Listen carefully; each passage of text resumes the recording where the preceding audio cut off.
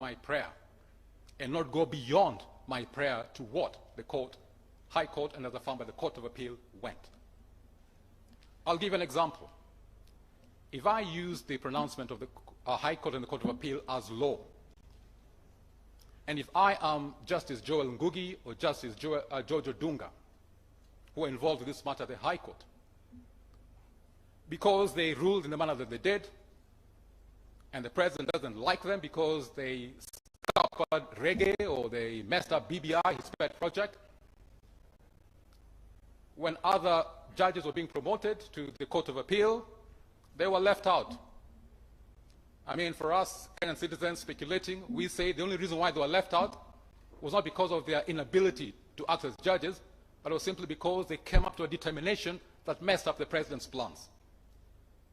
Now, if I rely on that particular order from the High Court and the Court of Appeal, Justices Ngugi and Odunga can actually go ahead and sue the president right now, maybe in the Employment and Labor Relations Court, for the deficit in their remuneration compared to what they're earning now as High Court judges, compared to what they should be earning as Court of Appeal judges. And of course, they would have a case, because that particular order allows them to do that. The president acted unconstitutionally, violating Article 166, because once he has received a recommendation from the Judicial Service Commission, he's supposed to ceremonially appoint all those judges to office. He didn't do that. But I'm saying, no, Justices Ngugi and Odunga cannot sue the president, even in such circumstances, because appointment of judges is a function of presidential office. And Article 143, Clause 2, prohibits, gives him immunity from being sued when he's performing a function of presidential office. Yes, he conducted himself unconstitutionally. Nevertheless, he has that defense in Article 143, Clause 2, and therefore the two justices have to wait until he's no longer in office. And that is where Article 143, Clause 3 comes in, limitation of time. I know it's been raised by the AG, it's been raised by the president's team, trying to misconstrue Article 143, Clause 2. No, it was there precisely to protect the rights of such persons, such as Ngugi and Odunga. If they decide once Uhuru is no longer in office that they want to sue him, they can, but they have to wait. They can't do it now. And that is why Article 143, Clause 3 is there. That same Article 143, Clause 3 can also apply to minor traffic offenses. For example, if you look at Section 50 of the Traffic Act, if somebody has committed a traffic offense, the person intending to prosecute you has to inform you within a particular defined period, 14 days or so, or send you a notice to your last postal address, and things like that. Now, we know every once in a while we see President Uhuru driving vehicles and everything else. He could commit a minor traffic offense just like anybody else. But because that particular criminal offense or traffic offense, as the case may be, does not fall under Article 143, Clause 4, one covered by an international treaty, you can't sue him. But since the Traffic Act puts very clear defined time periods, 14 days to do A, 14 days to do B, Article 143 protects the rights of the DPP to bring any prosecution against the president if he was involved in such a minor traffic offense, as the case may be. So Article 143, Clause 3 is not superfluous as suggested by the AG. The president does not have absolute immunity. He has limited immunity with respect to civil proceedings. Also, we need to get some clarification here. Article 143, Clause 3, Article 143, Clause 2 gives him immunity against civil proceedings being instituted against him. It doesn't talk about immunity against constitutional proceedings. It doesn't talk about immunity against electoral proceedings. After all, we have presidential election petitions. The president is sued. He was sued by Raila Odinga in the last presidential election petition. And that was valid, and it was admitted before the court, and the matter was dealt with. In other words, we are only talking about civil matters. Constitutional matters can be brought against the president. Electoral matters can be brought against the president in his own name. So when we hear the president's team trying to argue for blanket, absolute immunity on grounds outside the Constitution, you must not allow yourself to be misled on that particular path they're trying to lead us. In fact, they're calling upon the case, the Bellevue development case. It was decided, well, at least the lead judgment in the Court of Appeal was by Patrick Kiage. I've read through the case, and I believe that was a simple case of judicial overreach. Judges could be accused of basically protecting themselves and using their position, their office, to protect themselves as opposed to stick to the letter and spirit of the Constitution. If we, the people, in the exercise of our sovereignty, says you can't sue a judge except if they act unlawfully or not in good faith, we knew exactly what we're talking about. We cannot have a judge come and say, no, judges are superhuman. They're super righteous. I mean, you can't have a judge doing anything unlawfully or out of good faith. So therefore, I'm going to ignore those particular phrases, those qualifications. Unlawful, without good faith. That's out of order. That judgment was wrong. And when it came to the Supreme Court should have shut it out, but it did not. And I think even the Supreme Court was wrong. But then, as I said at the very beginning, you are not bound by the decisions of anybody, not even your own decisions. Therefore, don't allow yourself to be bound by that wrong decision which you affirmed, which came from the High Court. The letter of the Constitution in terms of judicial immunity is exactly as we put it. If you act unlawfully, if you act without good faith, you can be sued. I know the lower courts wouldn't do anything different to what you've said because they're bound by your orders. But now we're calling upon you to do the right thing. Be faithful to the Constitution. The sovereignty we delegated to you was only in accordance with this Constitution, not beyond this Constitution, not by the exercise of judicial overreach or any other judicial games people play. No. Just like we're supposed to be faithful, you too are supposed to be faithful to that particular Constitution. And therefore, the Bellevue decision case is wrong. Depart from it and do the right thing. Because right now the president is saying, well, judges, you gave yourselves absolute judicial immunity. The Constitution did not, but you gave yourself absolute judicial immunity. Come on, do me a favor too. Give me, the president, also the same judicial absolute immunity that you gave yourselves. That is basically what the president's team is asking over here. We cannot have that. No. Who is boss in this country, I asked earlier on. Is it Martha Koome? Is it Uhuru Kenyatta? Is it Devin D? Or is it us, the people? Who is boss? If we, the people, are boss, then our word should rule and prevail.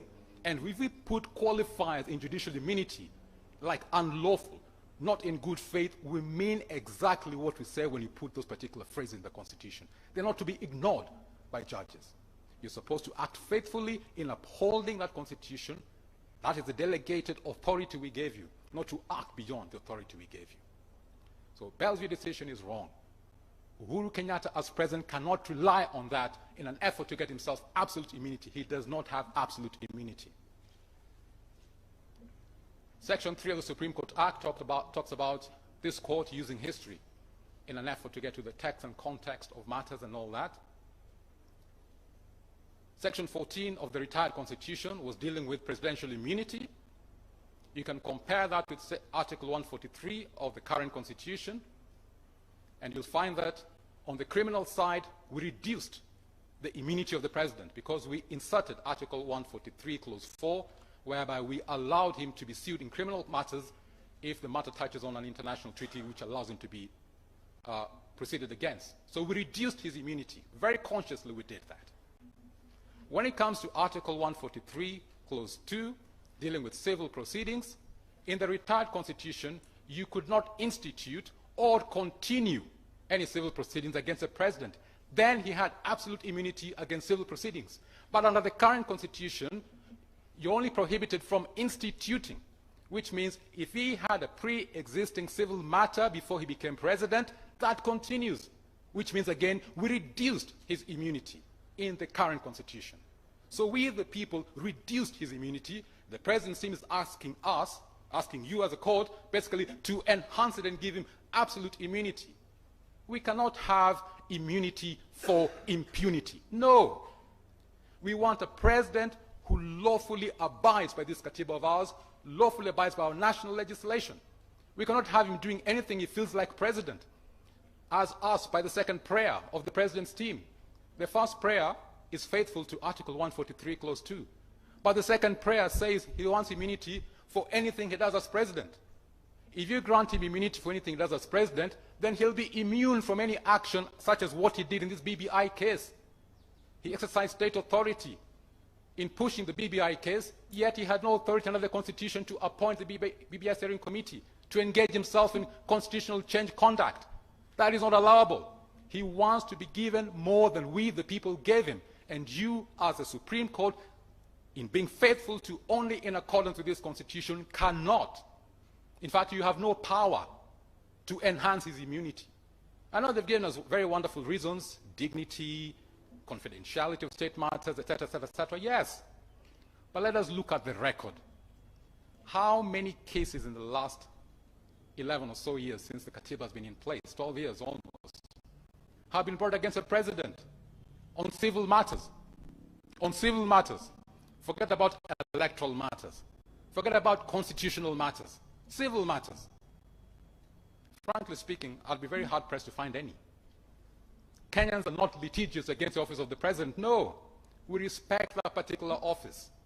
Even if you take my case in 2013, that was before Justice Lenaola, it was on a constitutional matter. It was not on a civil matter. I was not seeking any money from them. No. So let us be faithful to this constitution of ours. The president's team, they want to be granted immunity for impunity. We say no. We are a lawful, law-abiding nation. The rule of law is one of the principles of national governance that we have in Article 10. We have to uphold that. Everybody has to abide by the law in this country. Whether you're a president, whether you're a judge, whether you're a private citizen, all of us have to abide by the law in this country.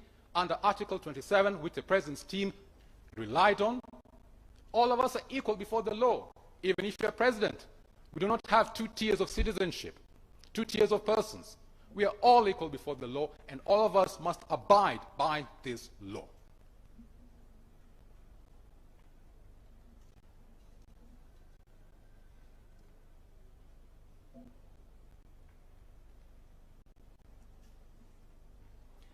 I will now touch on very briefly on the IEBC petition of appeal, essentially on the issue of the lower courts relying on a repealed law to come up with a determination that it didn't have quorum. I agree with the submissions of the IEBC on that particular point. Lawmaking is a preserve of parliament. They make legislation. These were matters of legislation. When parliament repealed the provision of requiring a quorum to be 5 people, and then subsequently the court ruled as unconstitutional the replaced law, the previous law had already been repealed. It was no longer in existence. Unless Parliament revives it, it remains repealed. And on that basis, we cannot use a repealed law as a basis of declaring IEBC to have been without quorum. IEBC actually acted with quorum as per the Constitution. It had 3 commissioners. And on that particular score, I will not fault the IEBC. If I want to fault anybody, I will fault the people who are responsible for setting up the committee responsible for putting in place the commissioners to be replaced, which is a parliamentary function. And maybe the president who's supposed to write and inform the parliament. In other words, if any blame should go anywhere, it should go to the appointing authorities, not to the victim commission. IEBC was here just a victim of circumstance, not of its own making. And the ones who were supposed to have remedied the situation did not remedy the situation. They were not brought before this court on that particular issue, so I think we can just leave the matter to rest there.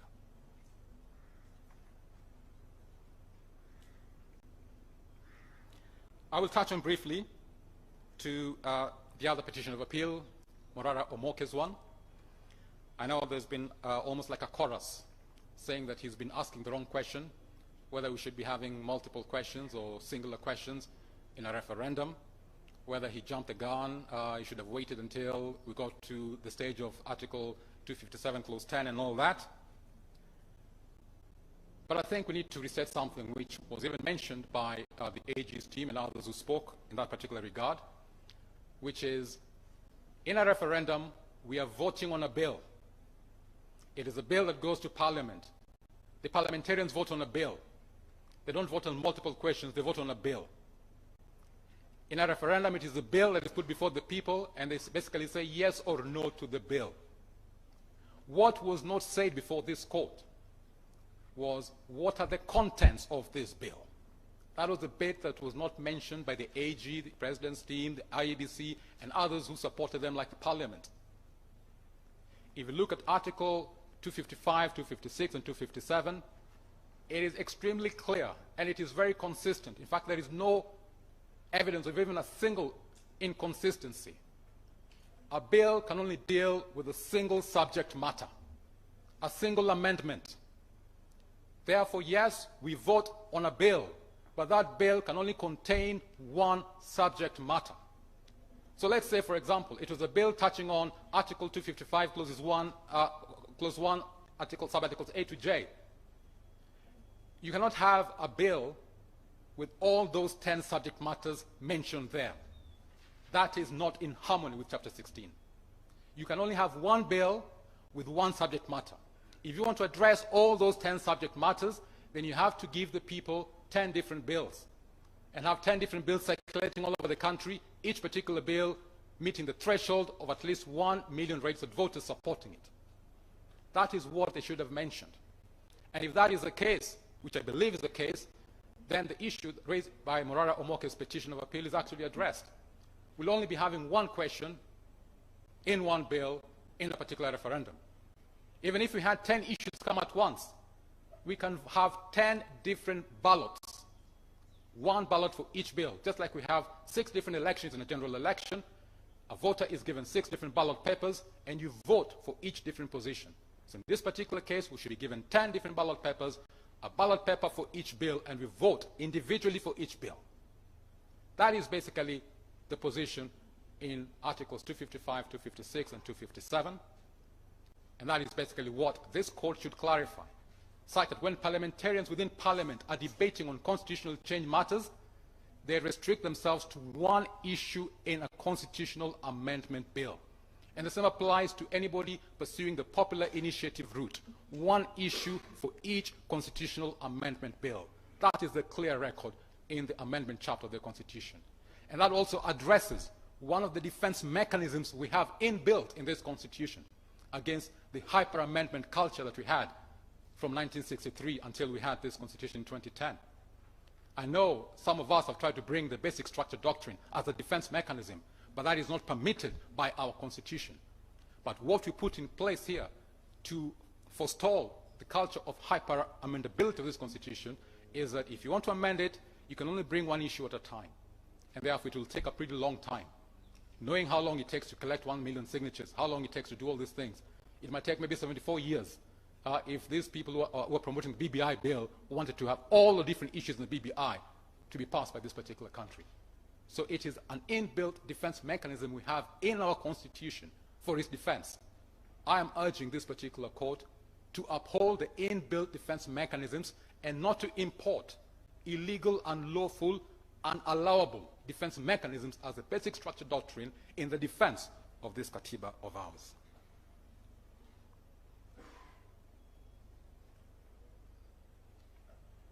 So basically, I'm going to wrap up, and whatever time that I don't use, I am going to very willingly and gladly donate all of that time to Morara Omoke, because other parties have donated the time to the AG and the IBC. I think let's give the other petition of appeal also some fair time. So any time that I don't use, I'm going to donate that to Morara Omoke and his team. But essentially, I began by asking the question, who is boss in Kenya? Is it Martha Koome, the President of the Supreme Court of Kenya?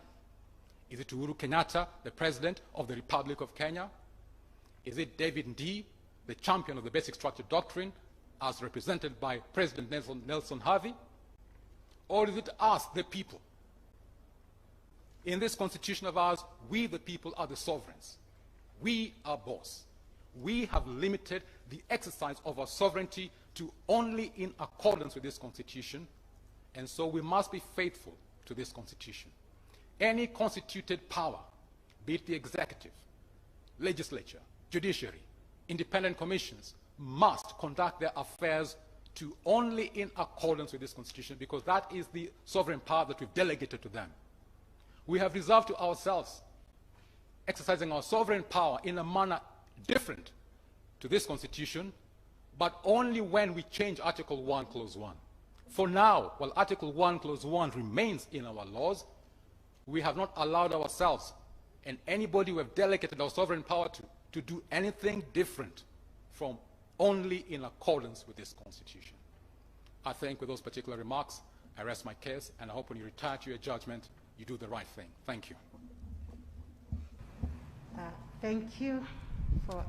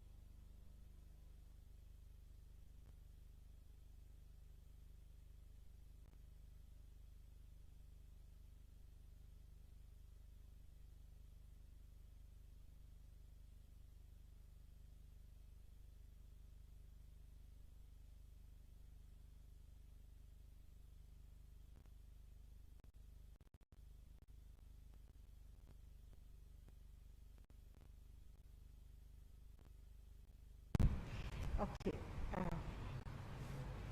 It's almost 10:20.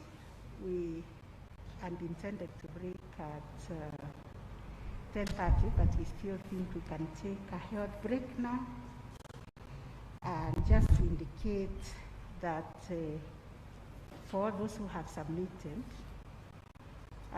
the court will make some interventions and seek some clarification or questions when we resume before we go to the next round of submissions. So we'll rise and convene at 11.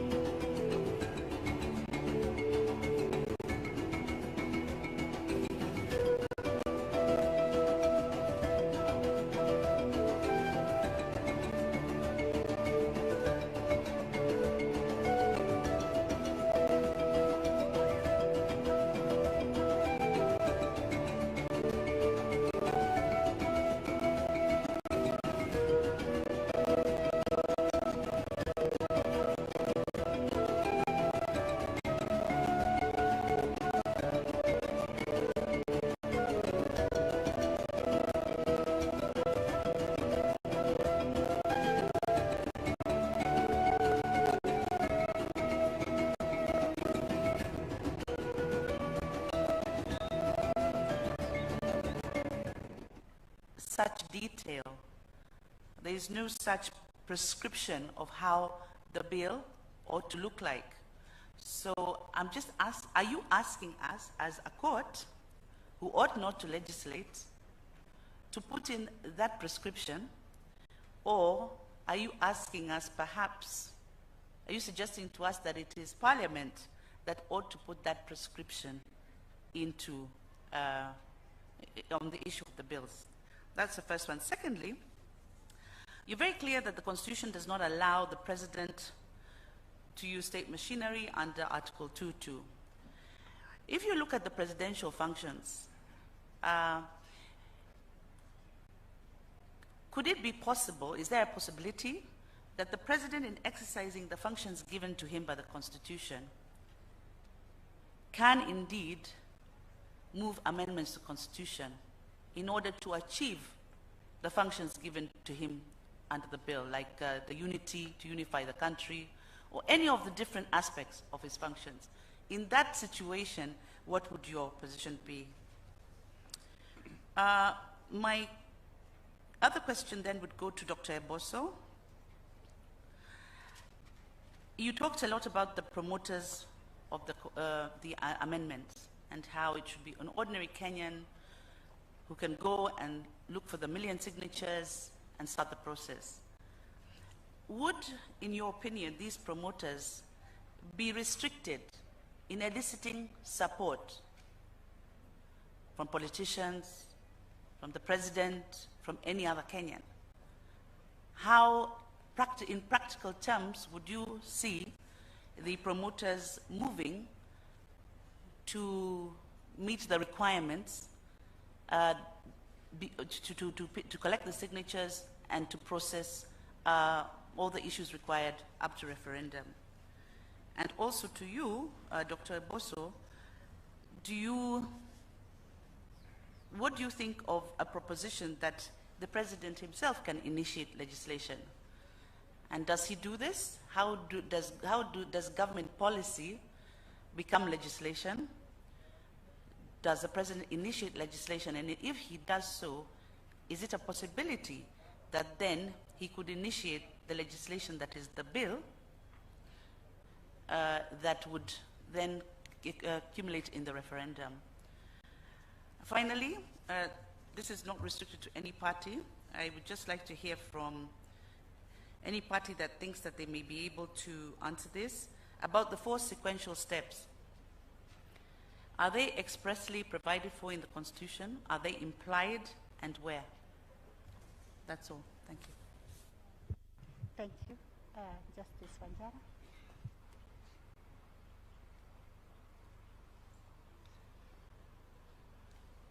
Let me also join my colleagues in thanking Council for your very elaborate submissions on the questions before us.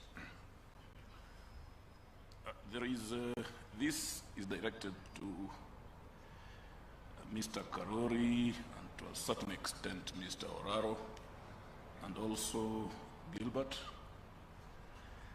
If I understood your argument correctly, you did submit to the effect that a popular initiative kicks in, a popular initiative process kicks in after the collection of signatures, if I understood you correctly. Now, if that be the case, if that be your submission, what is the basis of this argument?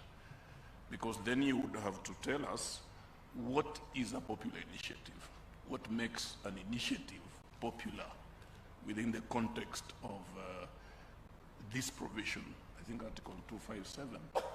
So why would you say that the process then kicks in only after the collection of signatures? And then the next question, it touches again partly on what my brother Jayoko asked regarding the basic structure, and this has detained the courts right from the High Court now up to the Supreme Court. Again, if I understood your submission correctly, again, this again goes to the three council. You are saying that when you look at our constitution, you can see a basic structure. In Article 255, that therein is a basic structure. What is inspiring that characterization? Why is it a basic structure? Why are you saying that the specific provisions to which you have referred, actually constitute the basic structure? Then, by the same token, you argue fairly strongly that although that be the case, the basic structure doctrine, I think as understood from the Kesavananda case, is not applicable in Kenya. Why is it not applicable? What predates what? What inspires? Is it the doctrine from which your basic structure as you have identified it derives? Or is it vice versa? Or is the basic structure as you identify it in our constitution something that falls beyond the doctrinal aspects of what we are dealing with here, and therefore that doctrine is not applicable? So those are the two questions. Because there could be a contradiction, but if you clarify, there may very well not be a contradiction. Why do we locate a basic structure in our constitution, and why do we, in the same vein, submit that the doctrine of the basic structure doctrine, however you call it, is not applicable in our constitutional setup? And Mr. Aluochiri, you may wish also to chip in, because your argument was not on all fours with the three council, but you did also say that the basic structure doctrine, as you understand it, is not applicable in our constitutional architecture. Thank you, CJ.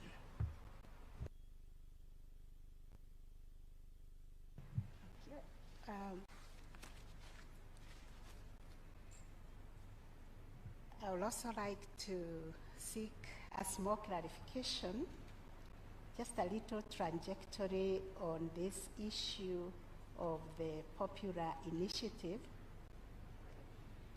I think Justice Wanjara has asked when the process began. The clarification I seek is that there were processes that led to the setting up of the EBI task force and the steering committee, as well as the fact that members and staff therein drew remuneration from public funds.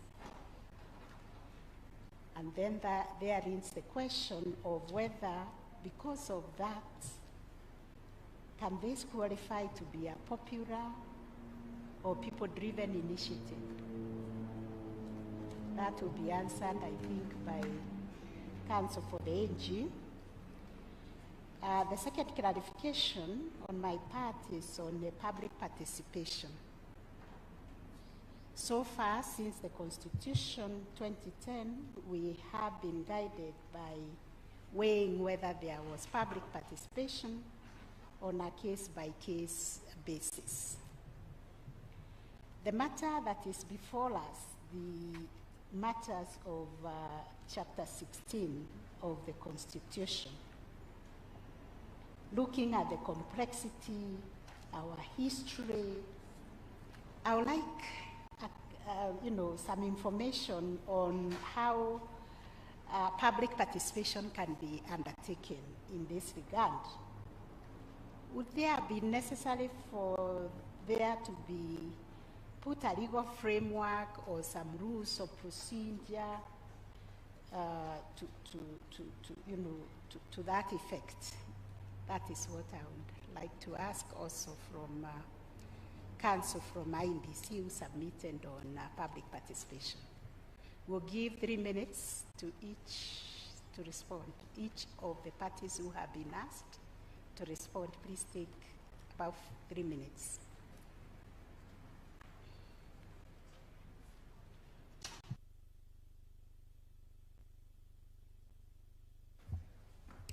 May it please the court, Kirago Kimani for the 20th respondent. I'll try and deal with the questions from the two judges fairly quickly.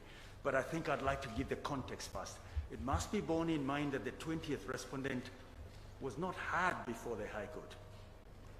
And the basis of the Court of Appeal decision was that once the Attorney General was disqualified, so to speak, from representing him, the court should have ensured, the High Court should have ensured he was served. Let's look at the questions now.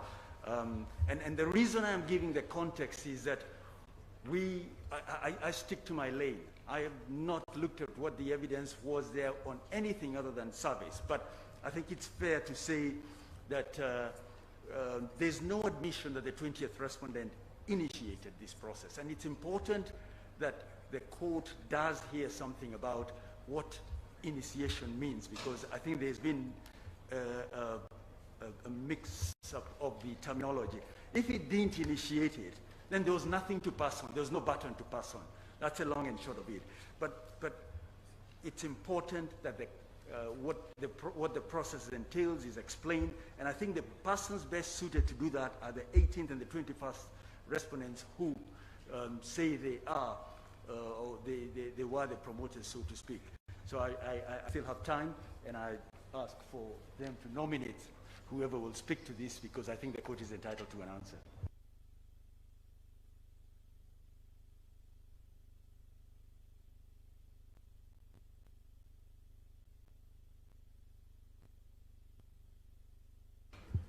My ladies, my lords, I will answer that question, although I'll ask for some time later to make a few comments on the other issues that have been raised.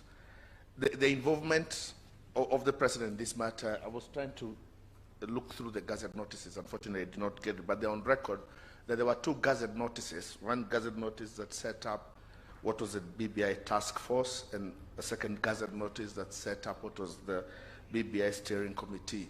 And the words that are used in those Gazette notices asked both the task force and the steering committee to look into administrative, policy, statutory, and constitutional measures that may be taken in order to secure national unity. So first and foremost, it was not a direction towards recommending purely constitutional changes, but it was an invitation to consider whether there were constitutional changes that would be necessary if one was pursuing a measure towards uniting the country. And it is from both reports then that particular recommendations were made to say that, yes, there are constitutional amendments that we can make that would help in securing national unity. And the matter ended there after the President received both reports. It is the BBI National Secretariat that has described itself as an alliance of political actors that then took up and decided to pursue those constitutional amendments by way of a popular initiative. And therefore, the real promoters of the popular initiative then are the people who styled themselves as the BBI National Secretariat, who were the 21st respondent in this matter. Thank you. If I could go back to Justice Lenaola's question, whether there's precedent in other jurisdictions. First, the starting point is that I could not, for the life of me, find anything that qualifies the President's right to do this for the reasons we gave earlier. But, so therefore, I did not go out to look for this. But the Attorney General's submissions have actually given us examples, not of President, but political parties, political groupings. So when you do take time off to consider the submissions, the Attorney General has dealt with this at paragraphs 57 to 59 of their submissions. That's the first petitioner. And they've given the clearest example, which is Switzerland and what has happened, and it's nothing unusual.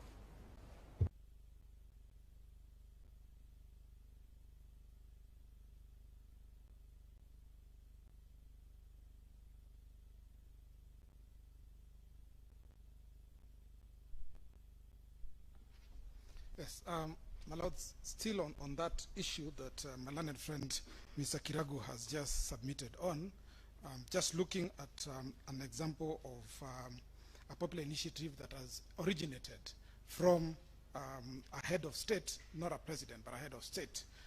There's example of, it's a difficult word, Liechtenstein, I think is the word.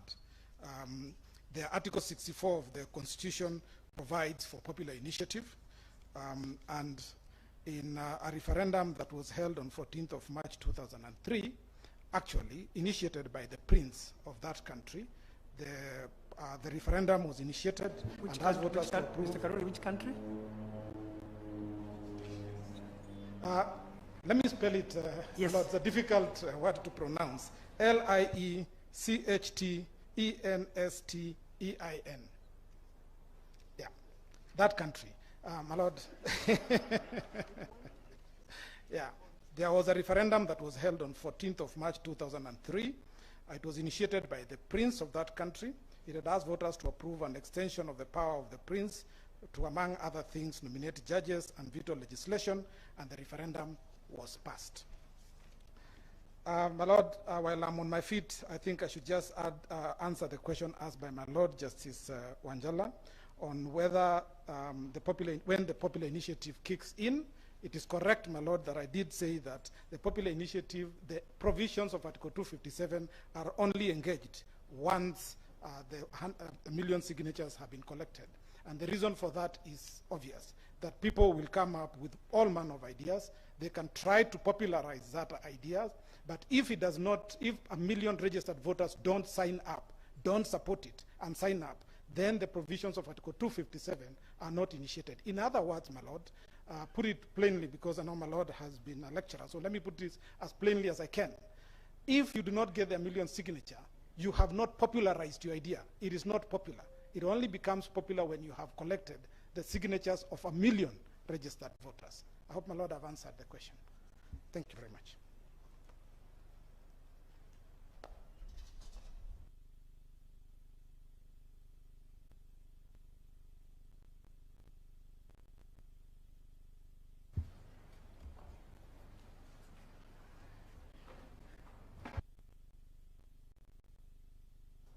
You raised a very important question on why we say the Constitution has a basic structure, but the basic structure doctrine does not apply. My humble submission, sir, is that every constitution has a basic structure which form the foundational parts of that constitution, and where that basic structure is not specified in the Constitution, then it is the role of court to, in a judicial review, to find out where it is. Within the context of our Constitution, historically in the making of Constitution, this is a matter which was addressed by the CKRC Commission, and at paragraph 746, it was recommended that a number of key constitutional issues should be entrenched in the Constitution, and they could be amended only by a referendum. So it did two things. One, it identified those key foundational parts of the Constitution and included them as thematic matter, and further prescribed how those provisions can be amended.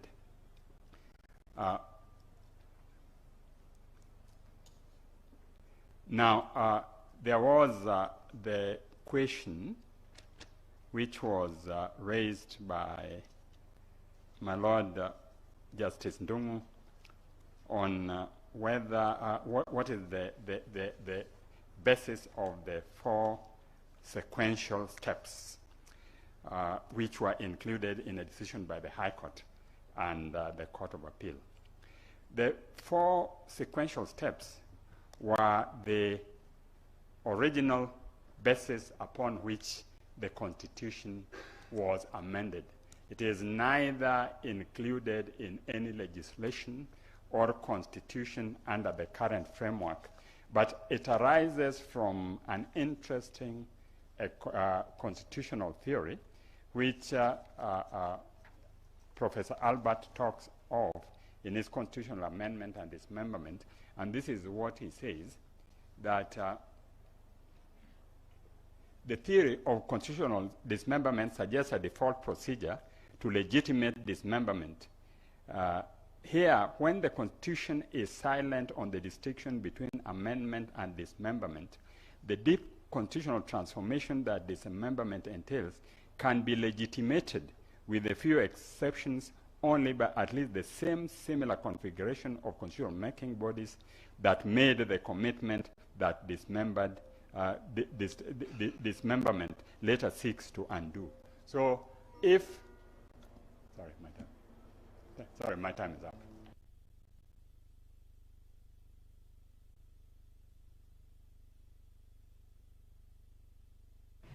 Yes, your time is up. Clarification, there cannot be time. Okay. It's okay. Thank you. Carry on.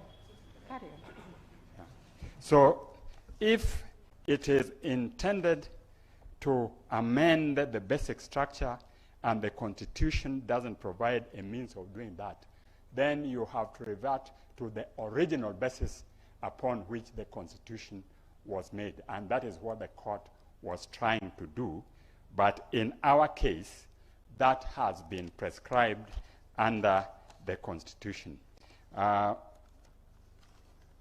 Lady Chief Justice, if you wish me to address the issue of public participation under Chapter 16, which you raised, I can also address it. But I would like to defer to your directions on whether there's time to do it. Yes.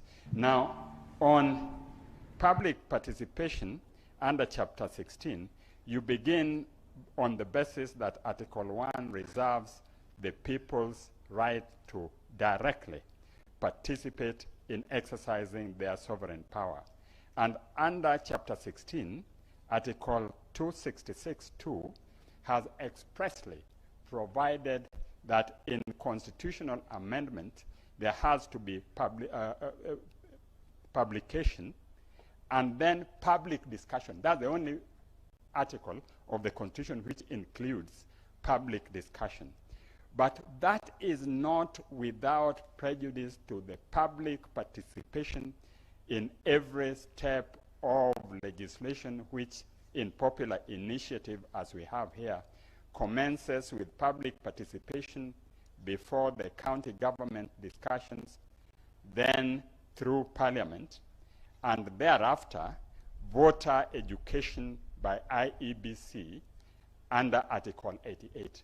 And the whole of this process is to ensure that the public are given sufficient opportunity to debate the issue, discuss it before it is passed by their elected representative, and thereafter finally endorse it through a referendum.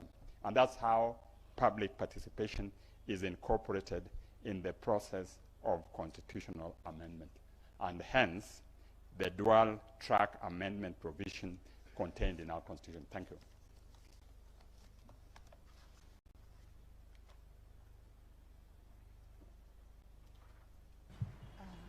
Professor.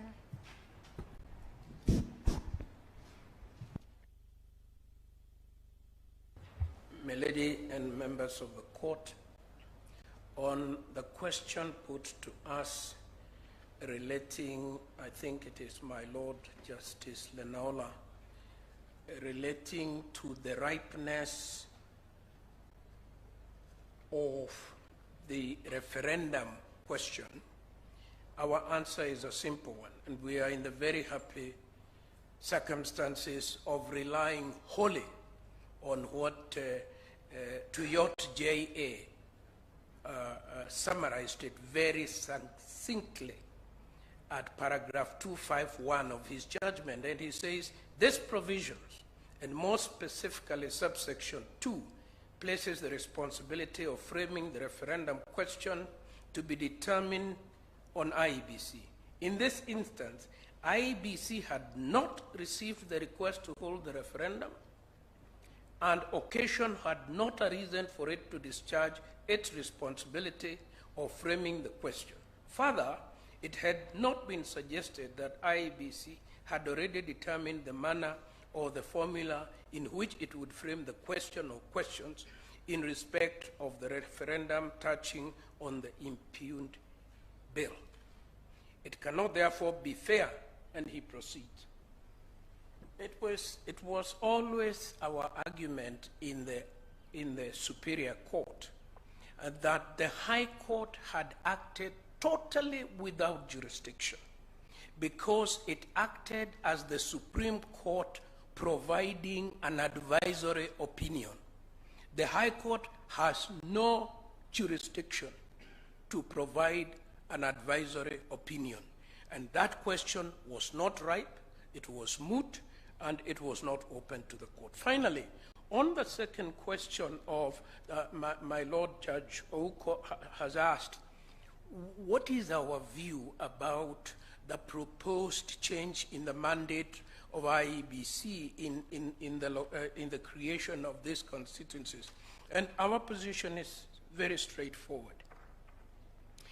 Our powers are not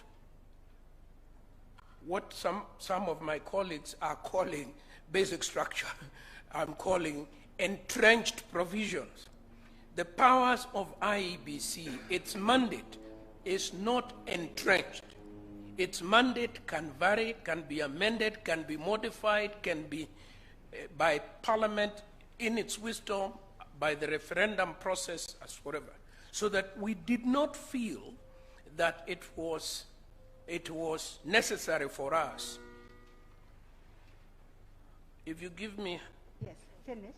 2 more minutes, Yes. because I wanted to offer purely gratuitously an opinion on the basic structure. So we did not feel like, if I may say this, my lady, this court has a jurisdiction that is very, very clear to hear and determine presidential cases. This court has another jurisdiction to hear and determine matters of great public importance. Just supposing, a bill was created seeking to take away the second part of your jurisdiction. I think that you may express yourself in the process of public participation, but you cannot, in my humble opinion, take the view that it is unconstitutional. And that is the position we took. Let me say something about basic structure, because I think there is a little confusion there. And I think from where we sit, basic structure means that part of the Constitution that cannot be amended because it is specially protected. Normally, it is specially protected from Parliament. The Basic Structure Doctrine Act operates in parliamentary system, if at all. And India was a good example, because you are stopping a transient parliamentary majority from fundamentally altering the basic law. In Kenya, what my colleagues have been saying, and what I support, is this. The drafters of the Constitution identified what was so precious that Parliament should not be left to mess around with it on its own. They then protected that. And that is why they are saying there is a basic structure in the Constitution. Thank you.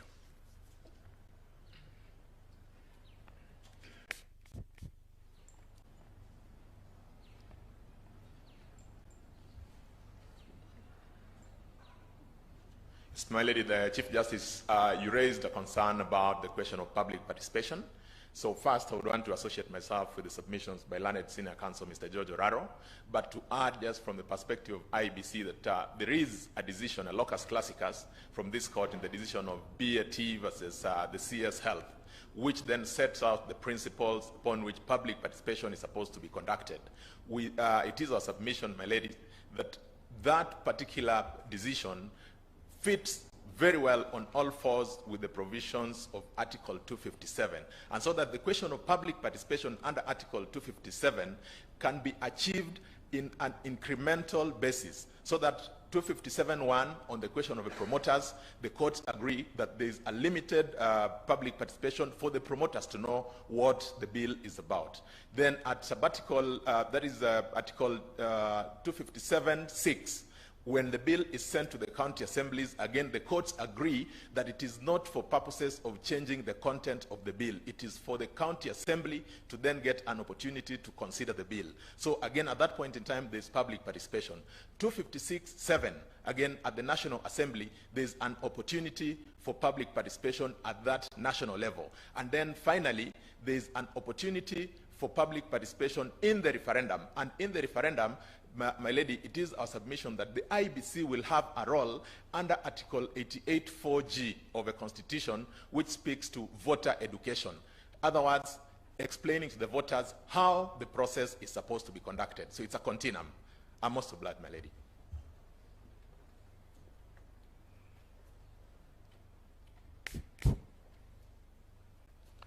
My ladies, my lords, I'd asked permission to make two comments after the intervention I'd made.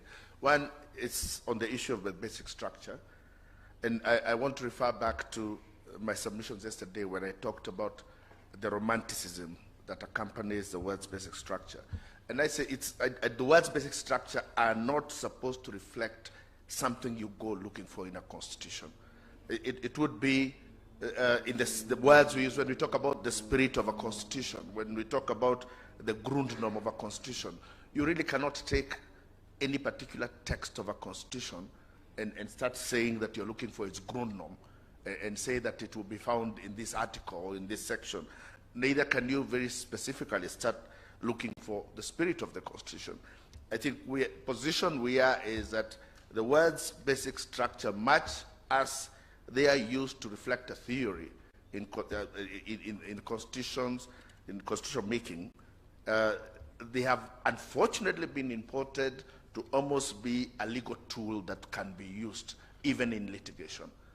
And I am saying that when you think about the word's basic structure, you must also think about whether you can give similar significance to the word Grundnorm and go looking for it, and whether you can give similar significance to the issue of the spirit of the Constitution, which is always talked about.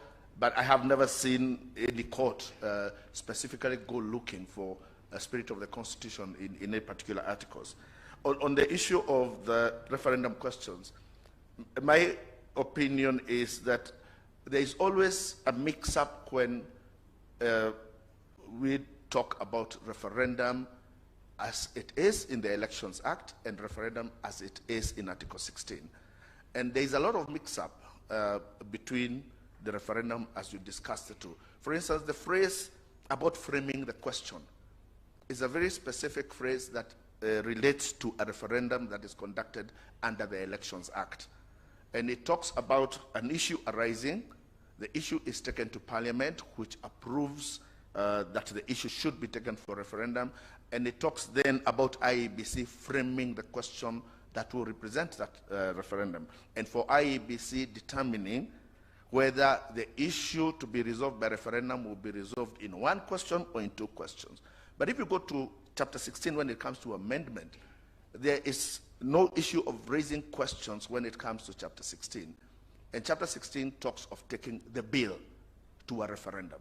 So there are no questions. And if there would be a question, it would be a vote on whether you accept the bill or not. That is one perspective. But the second perspective would be that you cannot have single items taken to the people, because a lot of issues that have to go into constitutions are negotiated. In fact, very many, and I'll give the example, if imagining that the current constitution had been taken as different questions for adoption, one can immediately begin to imagine how many things would never have passed.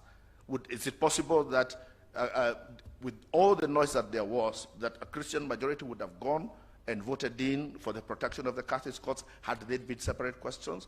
So the idea of not allowing separate questions is because then constitution making becomes, you remove the negotiation from constitution making and make it a question of majority vote, while sometimes you need to tell the majority that they will not get what they want unless they accept what a minority wants. So even in public policy, they have to be separate questions. And lastly, on the 4 sequential steps, my opinion of this is that this was pure legislation from the judiciary. There is no reason, and I said yesterday that the assumption that having a constituent assembly is the best practice in constitution making assumes that it's a universal practice. We have not yet accepted that making constitution through constituent assemblies is actually the best practice in the world. So for it to be recommended to Kenya, was it because it's a best practice internationally, or because that is what the judge thought is what the way should go? Thank you.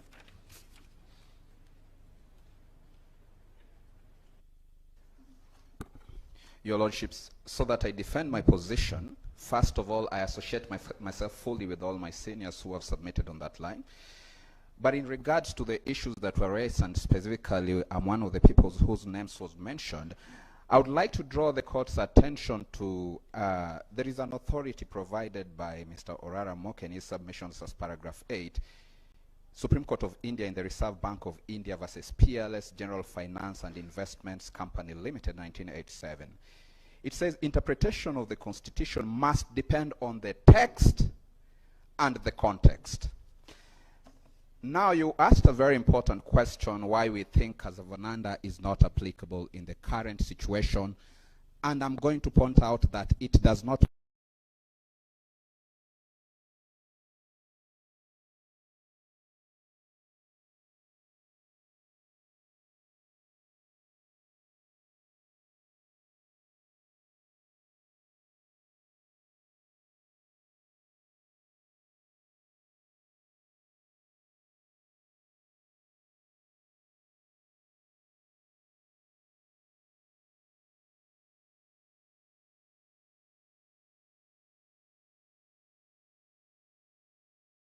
exact kind of parliamentary system that is predicted under Article 256 of the Kenyan Constitution.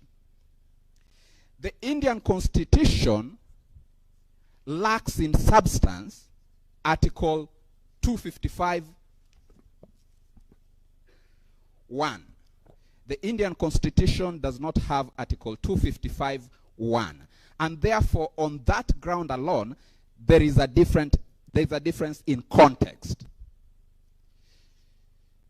If you come to the both context, there's a difference in text. Now, if we come to context, which again marry with text, we find that the Kenyan Constitution, on a very distinctively different path with the Indian Constitution, introduces the referendum. The referendum is not a provision of the Indian Constitution in any way. Looking and considering that path of the referendum, it means the power has been thrown back to the sovereign, to the people. And therefore, the issue of contradiction is not that we were saying that there is a basic structure and again say it does not apply. We were saying the basic structure is that provided by 255(1), but there is a submission from our opponents, which have gone on from the High Court to the Court of Appeal and soon coming before you, that there is another supra-constitutional, extra-constitutional powers that provide another element and elevates another thing called the basic structure that is different. So we are saying that theoretical kind of basic structure does not exist because our Constitution provide for that basic structure under 255(1), which gives the power to the people. And therefore, we submit that there is no contradiction at all. We have a basic structure. And that Constitution has also confirmed the context, and the context was well expounded in Kivuitu, when Kivuitu, the case that we mentioned yesterday, said very well, and I repeat, we agree with the sentiment expressed by Rengera J, that an amendment that upsets the structure of the Constitution could not be effected by Parliament without involving the people. So the court realized that there's an amendment that can upset the structure of the Constitution, but as long as the people are involved, you can still amend that. Just one line so that I sit down and rest in terms of the multiple questions or one question. It was my submission yesterday that that is, as far as I'm concerned, an immature matter before the court, because the IBC had not reached there. Therefore, if the IBC, if any court, best the High Court or the Court of Appeal, pronouncing itself on matters which were not yet ripe, maybe the courts will be sitting in another jurisdiction offering advisory opinion, rather than sitting on real matters of facts that should be determined. And even if the court again makes a pronunciation to confirm that, then the court will be, as currently constituted, is not a court that offers advisory opinions. I rest with that, Your Lordship. Thank you. I think we'll hear from Dr. Oganda. We are giving 3 minutes. I think something went wrong with our timer, so that we don't rehash what was said in the submissions, just to focus on the answer. Dr. Oboso. Sorry, Eboso, sorry.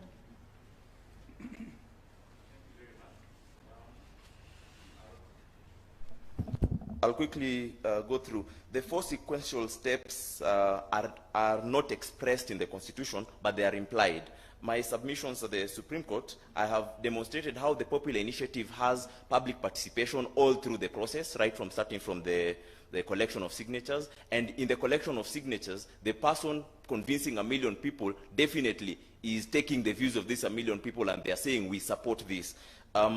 Constituent assemblies do not have to be named constituent assemblies. Constituent assemblies are any body that is elected for the purposes of amending or reconstituting a constitution. The county assemblies, therefore, being elected, and even the National Assembly being elected, conform into a constituent assembly when they are considering an amendment to the Constitution. And then, of course, we have a referendum. So the 4 steps, they may not be sequential, and they need not be sequential, but the 4 steps are implied within the Constitution. Can the President initiate legislation? Yes, he can propose legislation to Parliament, and there is a framework for that. I captured that in my submissions at the High Court, that I think the standing orders permit a cabinet proposal to be tabled in Parliament.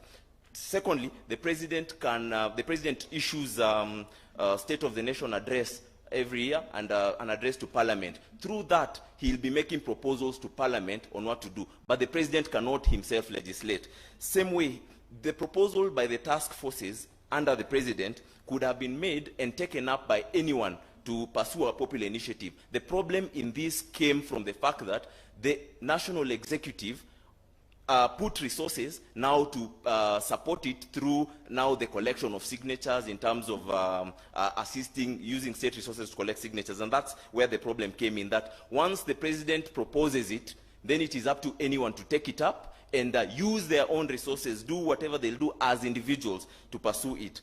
Can the promoters be, are the promoters restricted to seek help from politicians? They may seek help from any other person that is not the state. A constitution defines the relationship between the state and the people. Anybody who is not the state would be considered the people. Civil society and so on and so forth, they could come together and move. Even political parties, to the extent that they are not part of the state, can do that. The problem comes in when state resources now are put into this, or it becomes a state project to amend the Constitution, because the state is what is meant to be limited.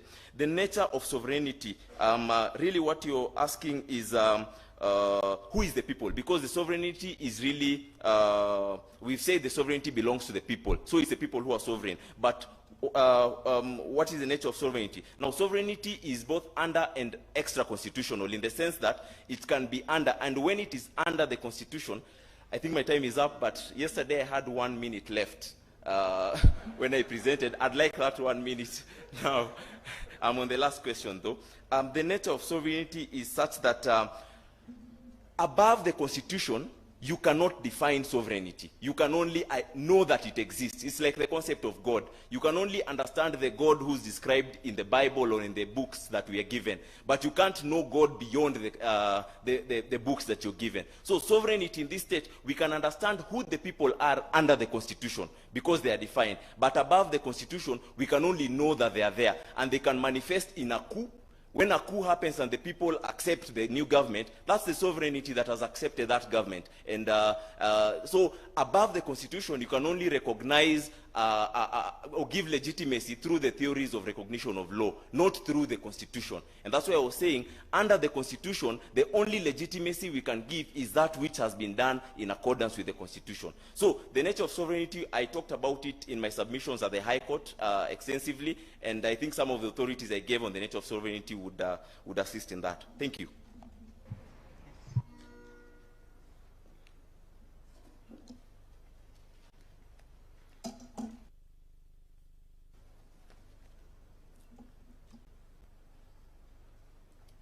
To Justice Lenaola, issue of multiple or singular questions in a bill, the ripeness issue or premature and all that. What the Constitution of Kenya Amendment Bill 2020 was a bill which had several issues contained in it. And because a bill was already presented and we're dealing with the bill, that issue was not premature as such because we're dealing with the bill. And therefore, because we're dealing with the bill, we have to consider what should be contained in that bill. And it is a consistent message in Chapter 16 that only a single issue can be contained in that bill, as it was a bill that was presented to the people of Kenya. I'll now move to Lady Justice Ndung'u. Whether or not we should have legislation in Parliament to legislate whether we have a single question in a bill. At this stage, because we were presented with a bill prior to any legislative arrangements on the matter having been put in place, I will suggest it is not necessary. It is a question of this court interpreting Chapter 16 in relation to the Constitution of Kenya Amendment Bill 2020. Chapter 16 is consistent with only a single question in a bill. We had at least 74 different questions in the Constitution of Kenya Amendment Bill. So therefore, this court should nullify that particular bill on that basis. It wasn't constitutional. It didn't comply in terms of consistency with the Constitution. A third question was whether, if the functions of the president include, for example, pursuing national unity, and in his opinion he felt that he needed to have the Constitution changed to aid him in the pursuit of national unity, would that be permissible? I will suggest that if you look at the Constitution as a whole, in a holistic manner as opposed to in a piecemeal manner, including Article 259, Article 159, including the spirit and purpose of the Constitution, I think we have in our Constitution all that we need. When we give the President his functions concerning the things he's supposed to do, and we give him this is the Constitution, these are the rules by which you should play at, that is more than sufficient.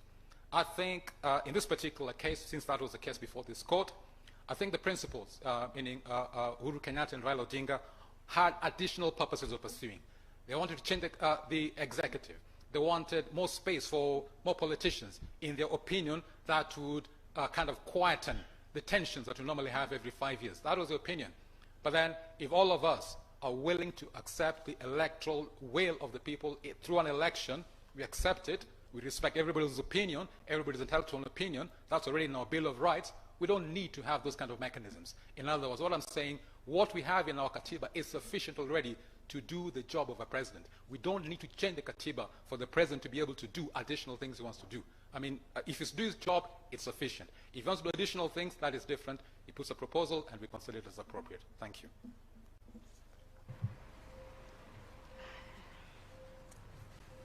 Thank you very much. We'll now move to the next segment of the hearing, and we'll start with the third appearance.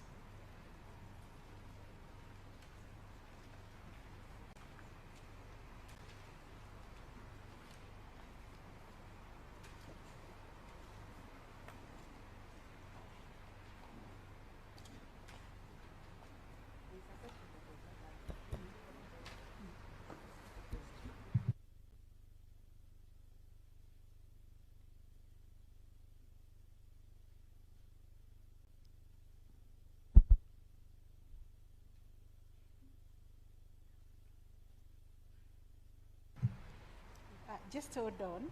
I think there is a question that was not answered, and Judge wants to follow it up. Just a second. Okay, thank you again. I am a lady. Perhaps this may be raised, may be answered by Councillor Morara, perhaps when it comes next. but I had asked those who are together with the appellants whether the majority decision in the referendum question was indeed the majority decision.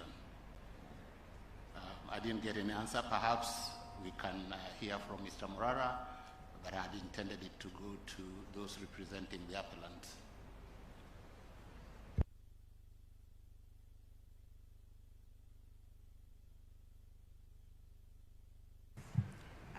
If you're not ready, you can do it in your response. The appellants can do it in their response.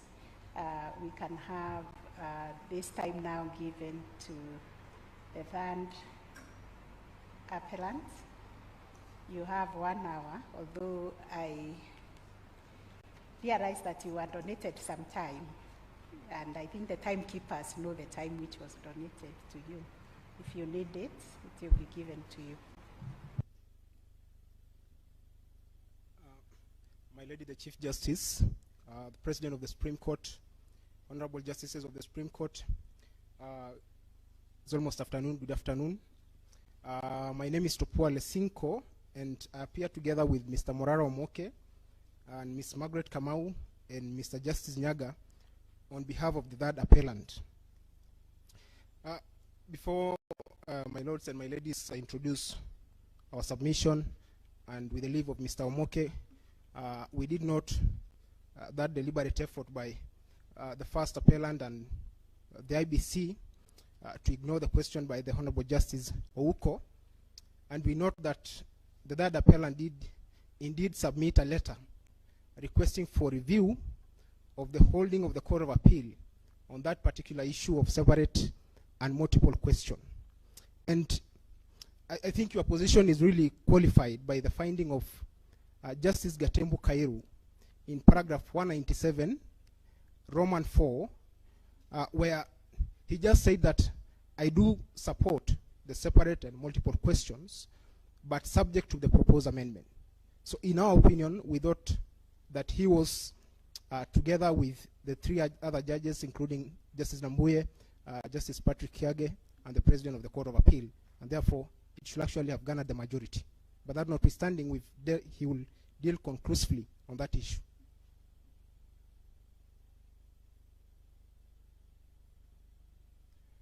In the course of our submission, we shall be relying on our submissions file on the 6th December and dated 24th November 2021, and also volume 21 of our record of appeal dated 15th September 2021. I shall be submitting on the first and second issue, namely the applicability of the basic structure, doctrine, and popular initiative. And just to flag this, I shall answer all these questions in the affirmative that indeed it applies. Also, towards the end of my presentation, I will attempt to provide a response to the various questions that have been asked.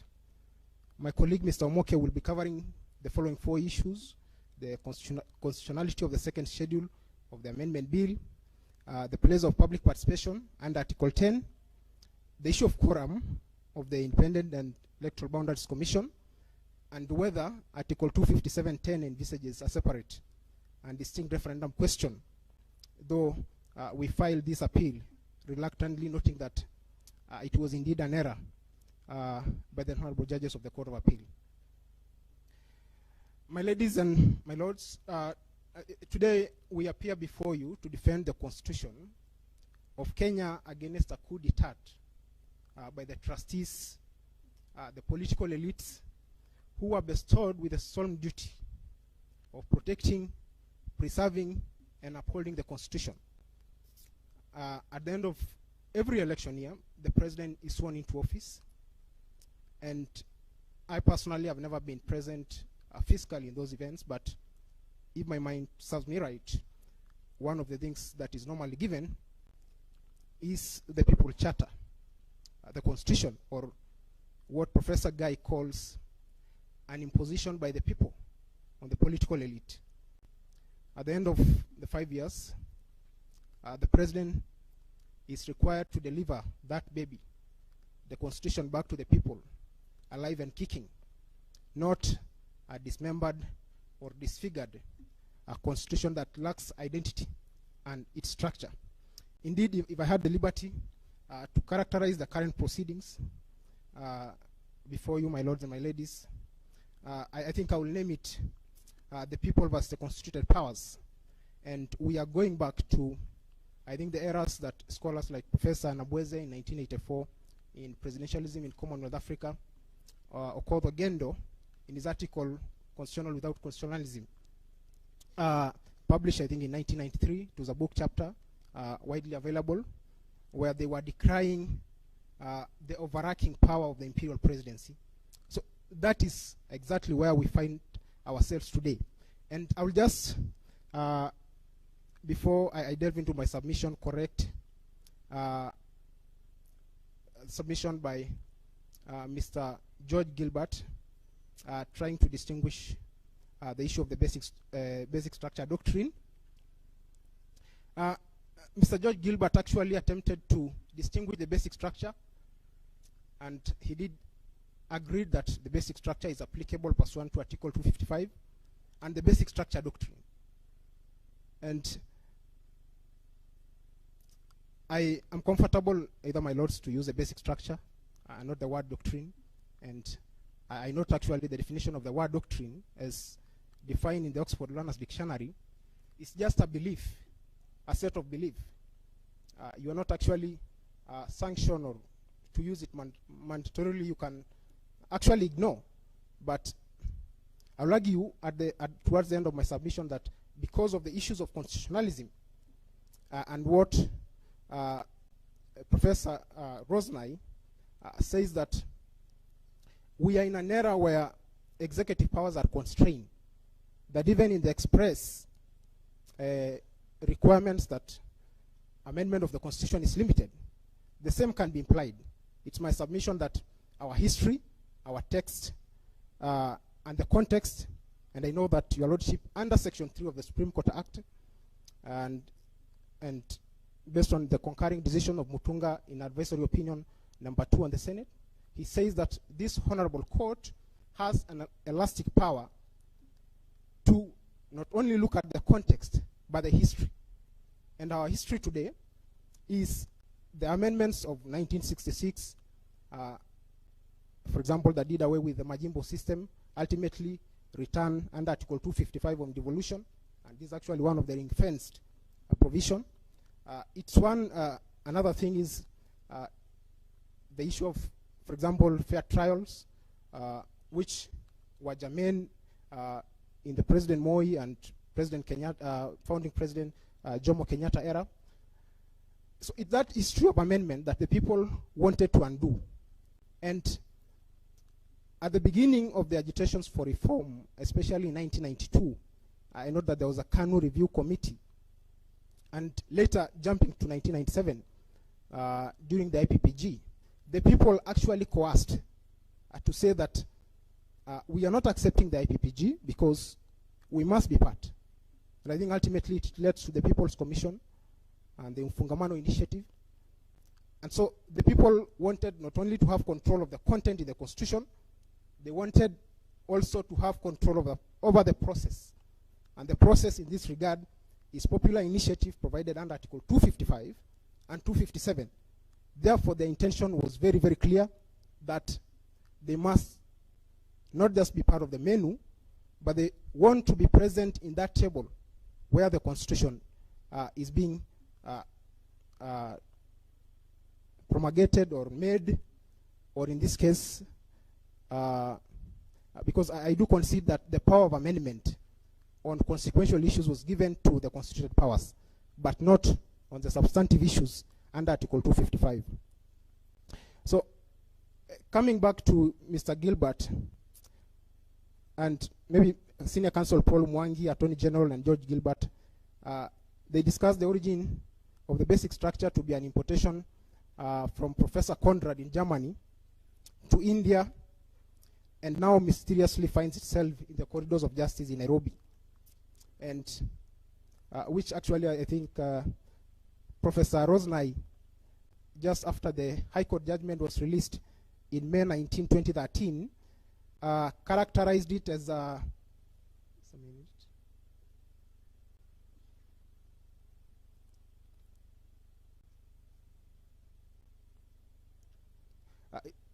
Interestingly, he used a very interesting title. He said that the basic structure doctrine arrives in Kenya, the winds of change for constitutionalism in Africa. And that was barely 6 days after the High Court gave that judgment. And in our submission, we've argued that it's not a new concept. Justice Ringera in the Njoya vs. Republic case in 2004 alluded to this in detail and discussed the constituent power of the people. And I think the people also, under the commission, review commission, I think 2005, if you look at page 76 of that report, of the final report of the CKRC, there's a very interesting commentary that is provided of what will ultimately come to mutate to be Article 255. So there's a very important paragraph. The Attorney General has cited it. It's paragraph 7.26 of that report. And you could actually see that the whole issues, including supremacy of the Constitution, independence of the commissions, including the judiciary, issues relating to devolution, have been ring-fenced. And so for me, I think, and I do agree with the findings of the High Court, paragraph 471, providing that the foundational features form part of our basic structure. And the people have actually clearly outlined that under the CKRC report.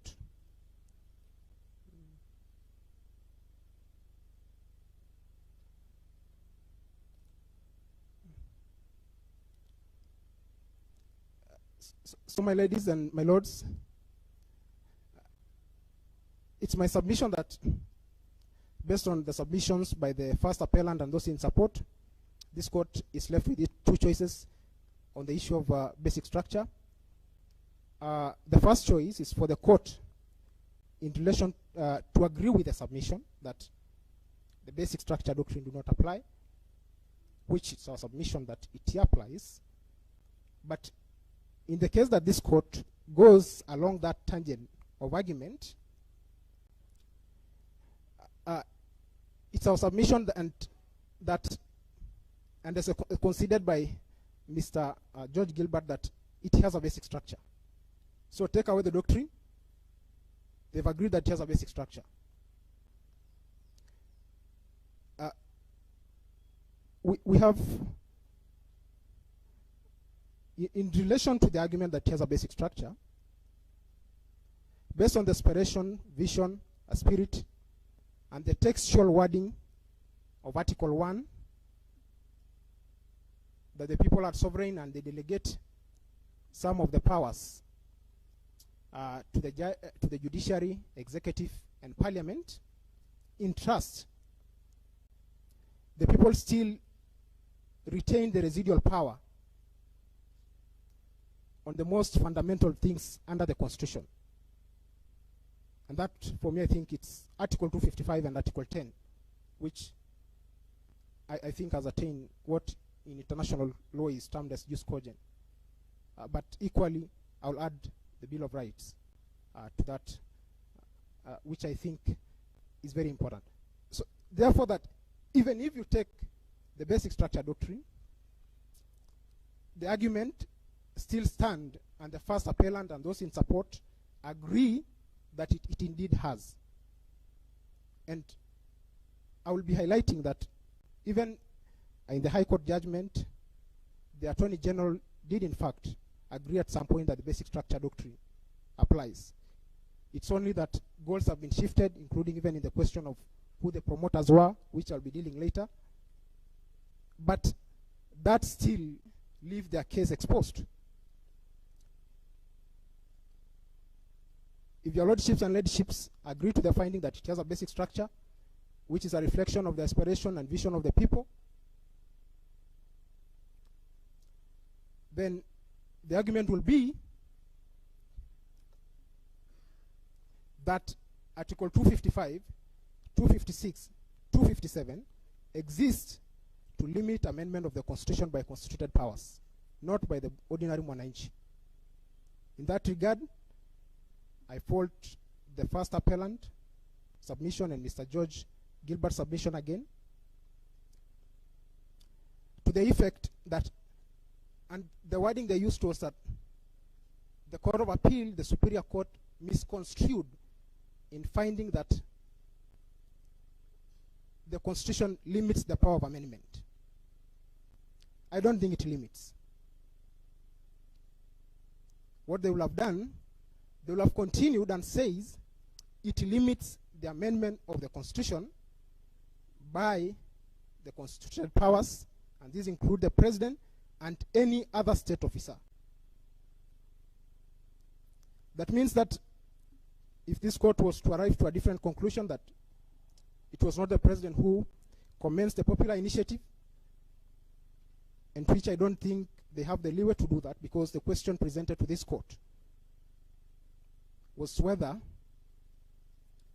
the President can initiate the popular initiative and not who the promoter of the popular initiative was.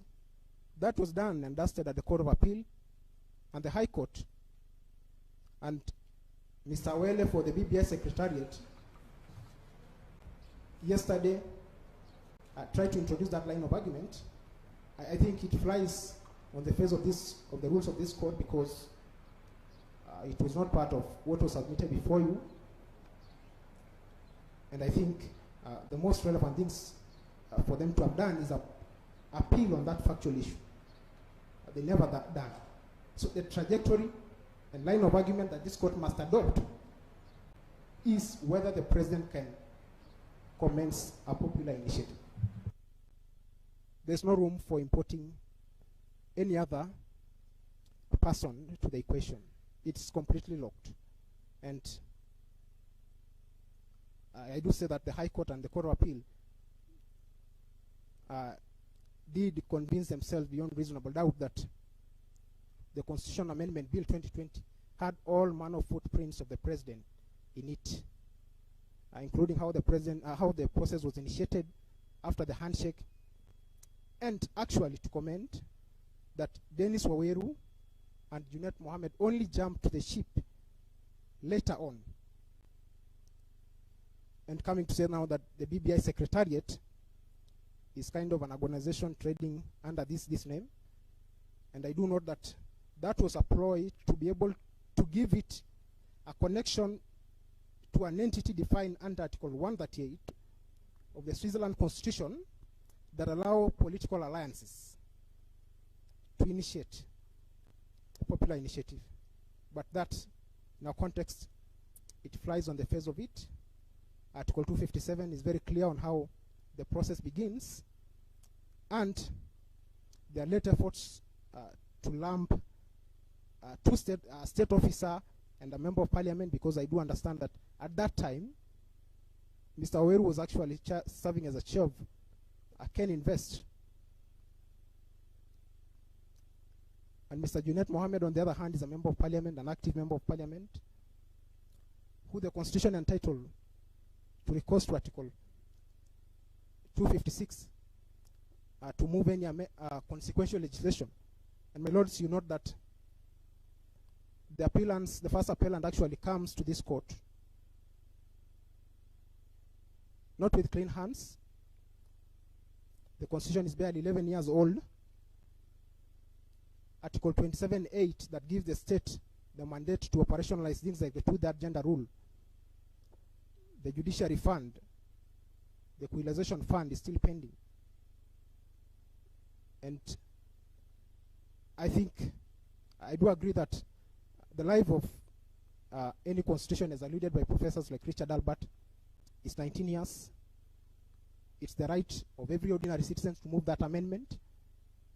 And as the High Court and the Court of Appeal has held, Wanjiku has a right. The Constitution doesn't limit. It only limits constituted powers. And I think that must be understood. And with that clarity, I don't think that the first appellant and those in support will have any problem in now saying, for me to reluctantly say that the basic structure doctrine, in the case of Kenya, because the High Court, for me, introduced a new line of thinking on the basic structure issue. Because if you look at the basic structure in India, it completely locks the room for amendment by Parliament and actually introduces issues of unamendable and eternity clauses. At around, I think, paragraph 472 or thereabout of the High Court judgment, the 5 judges are very emphatic and clear that all 18 chapters of the constitutions are amendable, and therefore, to the extent that they follow the basic structure doctrine and its applicability in Kenya for locking out amendments, I think leaves them to have misconstrued that decision. Because our understanding, and that of the third appellant, is that the finding was all 18 chapters and the 6 schedules of the constitutions can be amended. And on the first sequence process in relation to that, I think it's actually, I can term it as expanded public participation. I don't think there's anything wrong with the Constituent Assembly. It's just a fancy name. When you walk out of this gate, maybe some 4 years ago, you'll find the Bunge la Wananchi. That could be a perfect description of what a Constituent Assembly, and those gentlemen out here are very vibrant in discussing day-to-day matters that are germane to our legislation and governance system. And so I don't, it's not some rocket science thing, like a collection of views. Your lordships and ladyship have articulated that while discussing public participation in the British American tobacco case. And to Justice George Odunga in the Robert Gakuru case have also extensively expounded what public participation is. And so for me, the 4 sequence process do not shock me in any way. It's some form of expanded public participation. And as I had intimated, Article 10, which provides those principles and values, is now very important to the operation of our system and governance. Maybe just to pick a comment by Senior Counsel Kamau Karori on the issue of Liechtenstein and the Prince extending its term limits. To an extent, I see Liechtenstein not to be a good example because him alluding to a prince leads us to some monarchical side of system of governance. To that extent, I don't think it will provide a good comparison for comparative purposes because the Constitution provides that Kenya is a republic. And if, for example, I was to extrapolate the issue by the Prince of Liechtenstein on the term limits, I'm not sure whether anyone introducing extension of term limits in our current constitution, though they are entitled, the ordinary Mwananchi is entitled to actually move such an amendment. But I don't think it is a perfect example just because of the system of governance. And we have been termed as one of the most progressive constitutional democracies now in the world, ranking with the likes of South Africa. And therefore I think that example will not suffice.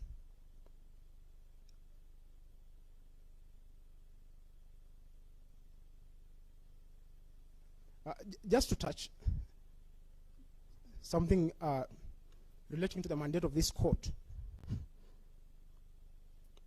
while arriving at the verdict of this appeal before you.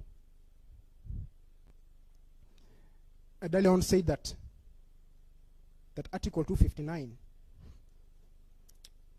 Article 20 sub-Article 4, and to the extent, by extension, Section 3 of the Supreme Court Act, really outlines the interpretive theory of this court.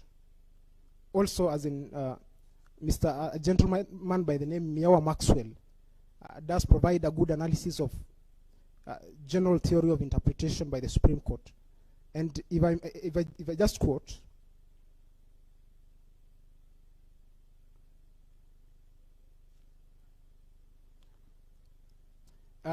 Article 20, sub-article 4, Article 259(1), Article 259, and Article 259 lays down the rule of interpretation as follows: that the Constitution shall be interpreted in a manner that promotes its purpose, values and principle, advances the rule of law, and human rights and fundamental freedoms in the Bill of Rights, permit the development of the law, and contributes to the good governance. Justice Mutunga, if I quote his finding in his concurring opinion in advisory decision number 2, says that Section 3 of the Supreme Court Act confers broad powers and constitutional interpretation, allowing the court to make forays into the country history and cultures, to dig out the people's expression reflected in the text and spirit of the Constitution. So text and spirit of the Constitution. And Chief Justice William Mutunga further qualifies that these provisions grant the Supreme Court a near limitless and substantially elastic interpretive power. It allows the court to explore interpretive space in the country history and memory, and the history and memory that appeal to your lordships and ladyships is our history. After we got independence, till such a time, I think, around 1997, because 1997, the Kanu regime had already given room for the people to come to the negotiating table. So I think that history, and I will refer you to the writings of Ben Abweze in Presidentialism in Commonwealth Africa, and a book written in 1984. I think the president of the LSK will mention, he has cited extensively in his submission. Nabweze actually writes about Kenya in that book, and the question of hyperamendability and the powers of the imperial presidency. And actually, just to recall that in 1968, an amendment was moved by the president to take away the powers of parliament to nominate, I think, around 12 members at that. That mandate by parliament was actually revoked, I think, in a single afternoon. Same to the 1982 scenario of introducing a one-party rule, or even 1988 where security of judges, 10 of judges was taken away. I think those are some of the fresh memories that really should tinker in the mind of anyone reading and interpreting this Constitution. So Justice Mutunga says we can't run from that history. And what the first appellant and those in support of his position are telling you is that let's close our eyes on where we came from and focus the textual provision. And I did submit that the textual do not favor in any way the president commencing a popular initiative. It doesn't. And if you will allow me to read Article 255,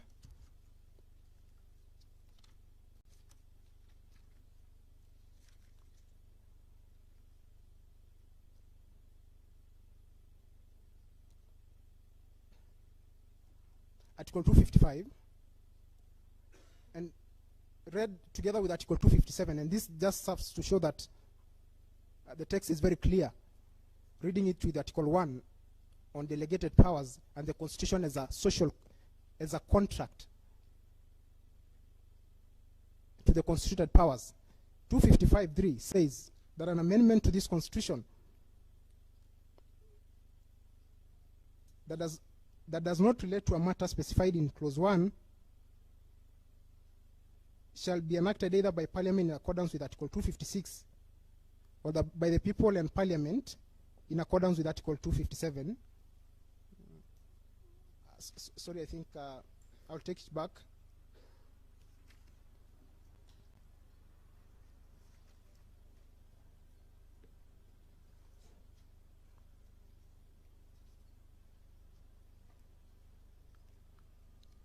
And that my finding is that the text of Article 255 is only a preserve of the people. with Parliament. The people commenced the initiative under 257 as a form of a general idea, and that they must be the promoters, not a state officer, and follow all the steps outlined under 257, including having it debated at the county assemblies and the different parliaments, Senate and National Assembly. So the history text do not support any departure or do not allow any room for this honorable court to infer that Article 255 can be amended by the constituted powers, including other state officers.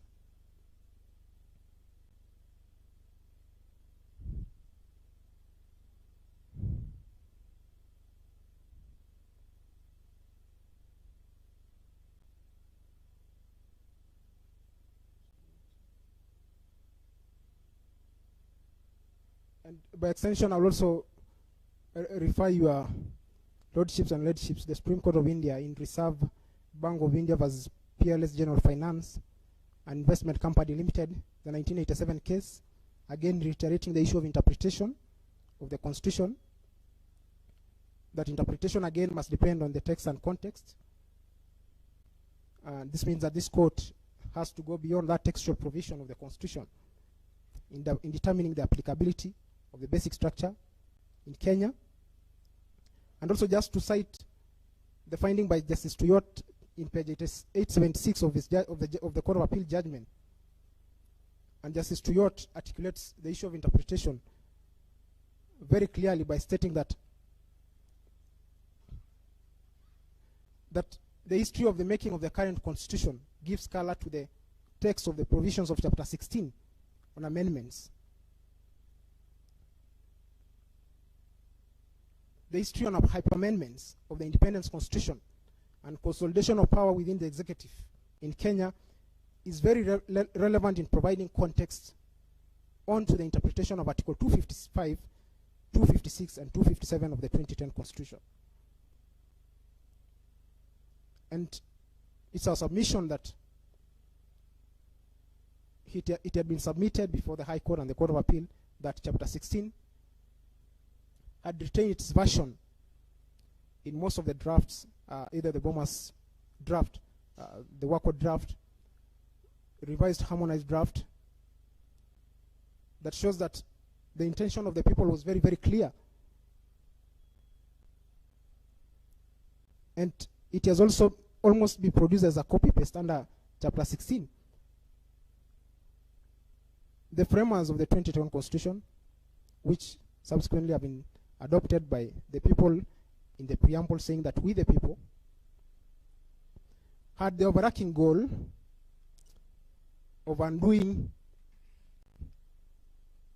all those loopholes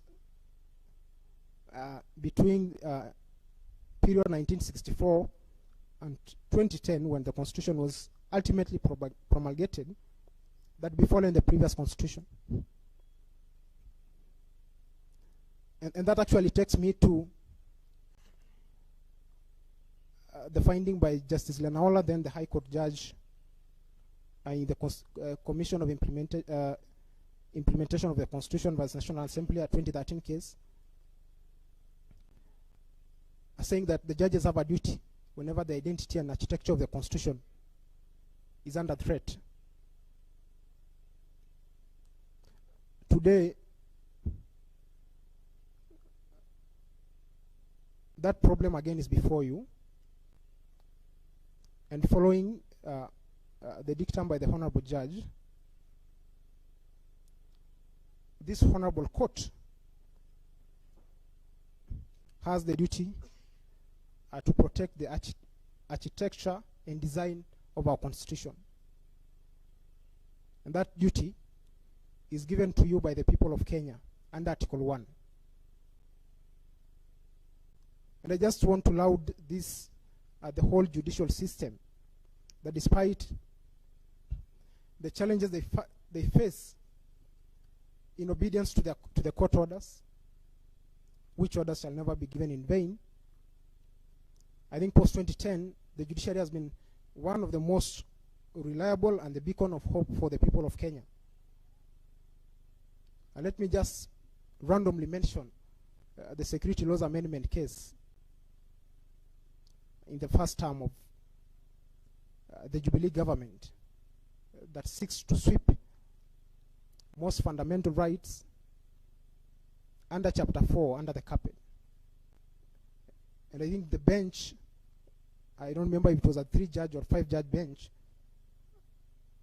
then rallied in defense of the Constitution. And my clarion call is that you, honorable judges or justices of the Supreme Court, must also protect the Constitution for posterity. And if I may refer you, your lordships and ladyships, to the wordings of the preamble, which is, I think, very unique, and also coming at the very, very beginning of the Constitution. In the preamble, the people says, "We, the people of Kenya, adopt and enact and give this Constitution to ourselves and to our future generations." We adopt, enact, and give the Constitution to ourselves and to our future generation. For me, the issue of future generation is very key. It's a very, very key word. The intention of the people was that you can amend,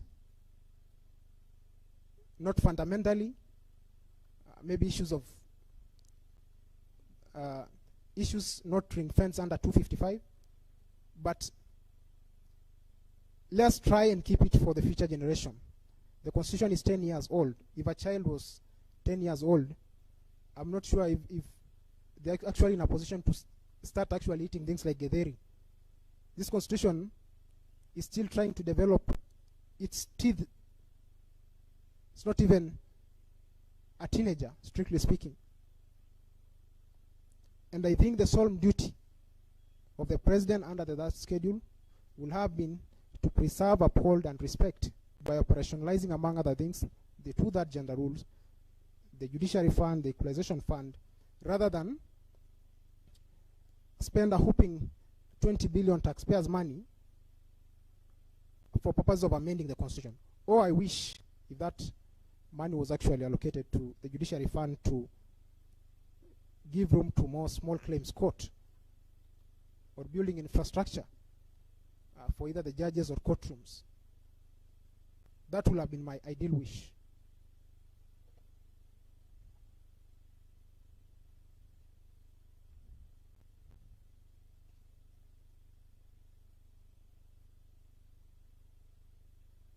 And this court may get persuasion of the phrase "we the people" by seeing as in it's also provided under the US Constitution and the Indian Constitution. And interestingly, as in I found that the US Constitution, despite the fact that it has been, since its conception in 1787, 235 years ago, the people have only amended 27 times. We in Kenya, the Constitution is 11 years old. We want to move a whopping 83 amendments in a record 2 years to make it worse in the middle of a pandemic, such that the review by the people and even the collection of views becomes an uphill task, and you just sneak the Constitution under the tunnel and purport to legitimize it by saying that, look, the only requirement for us is if it has the backing of 1 million voters supporting it. I think that is not what is intended. That is actually putting the cart before the horse. Because if we got it wrong at the promoters level, then it is null and void ab initio.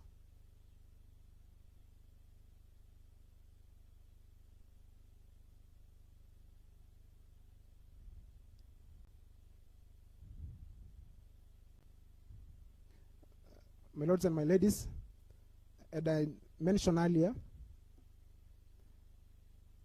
Justice Ringera did infer the sanctity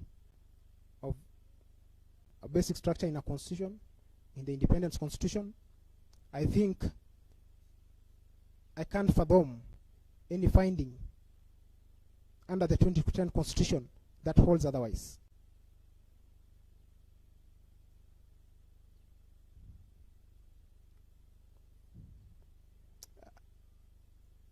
Just as a response to Senior Counsel Paul Mwangi, the basic structure is an unruly horse. And actually George Gilbert, to an extent, saying that the Superior Court did fail in not indicating what the basic structure is. And I'll direct him to paragraph 471 under F,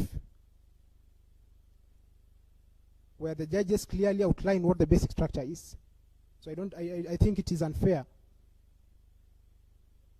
to fault what is actually provided in the judgment of the court. And they go on and say it's all those features that are foundational, so important to our nation.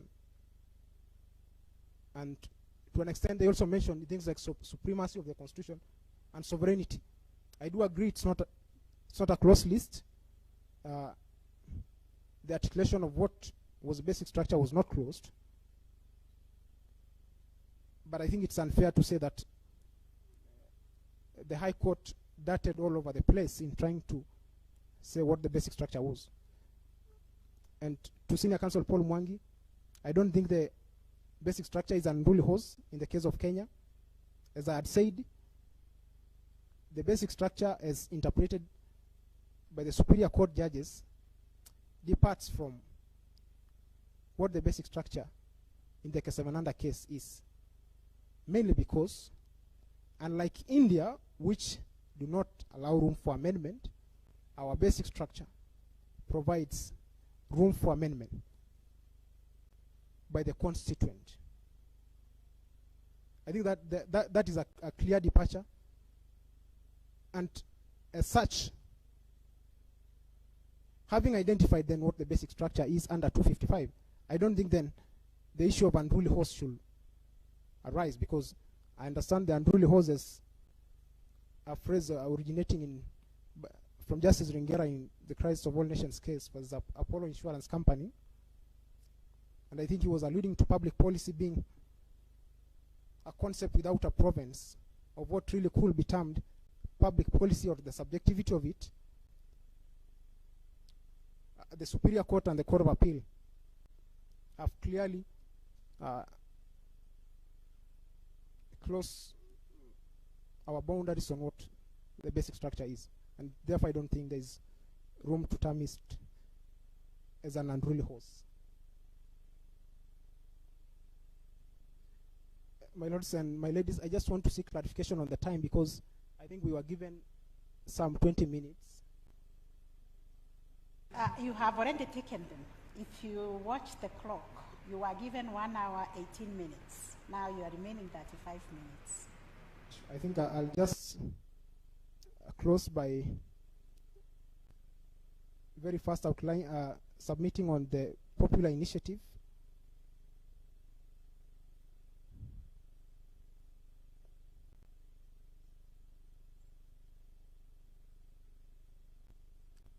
And I could actually do it in form of a rebuttal, because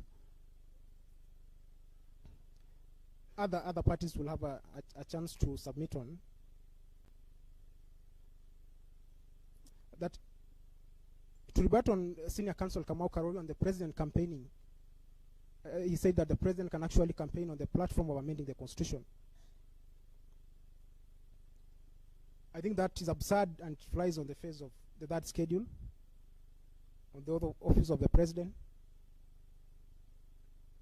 And actually it overrides its right under Article 38 of the on political rights, because I had intimated at every election we get the governed and the governing, and what we have is a contract such that the president cannot be held to be crying, saying that his political rights have been amended, while in real sense is actually the one on the other side of the table supposed to guarantee enjoyment of that right by citizen. So I'll just picture a picture of a president carrying a bangle along parliament saying, look, as in I have a right to demonstrate, just like any citizen, entitled to these rights under this constitution. And the issue at stake is my rights have been limited. It's an absurd finding. That means he can only get to such a position by relinquishing his authority as a president. And I allowed our president because he has set that trend in 2014 during the ICC trials. He had that audacity of actually stepping out of his privileges and saying that I'm going as an individual. That means the route of Article 257 is only available to that ordinary mwananchi. That person waking up in the wee hours of the morning from Kawangware Kangemi, when the bus fare is still Kenya shillings 20 bob, to come to a construction site in Westland, I think is what is envisages the ordinary citizen who can initiate a popular initiative. It's not a state officer with all the trappings of power and sitting on a back left of a German machine seeking to amend the constitution for selfish reasons. There's a conflict clearly, and that conflict was also articulated again by the High Court in envisaging the dual role that the president will have if he was allowed to move amendments to the constitution. That I'll be promoting the constitution as a president. That means that those are my own views, and at the same time I'll be the one assenting. I think that finding will is absurd, and conflict of interest is written all over it. Therefore, I don't think the Article 38 issue should never arise. It's a social contract for the 5 years. He is a duty bearer. He's supposed to guarantee. He's not to be. He can't have a room to cry as a baby, saying that I want to amend the constitution. More so, the entrenched clauses. That should not arise.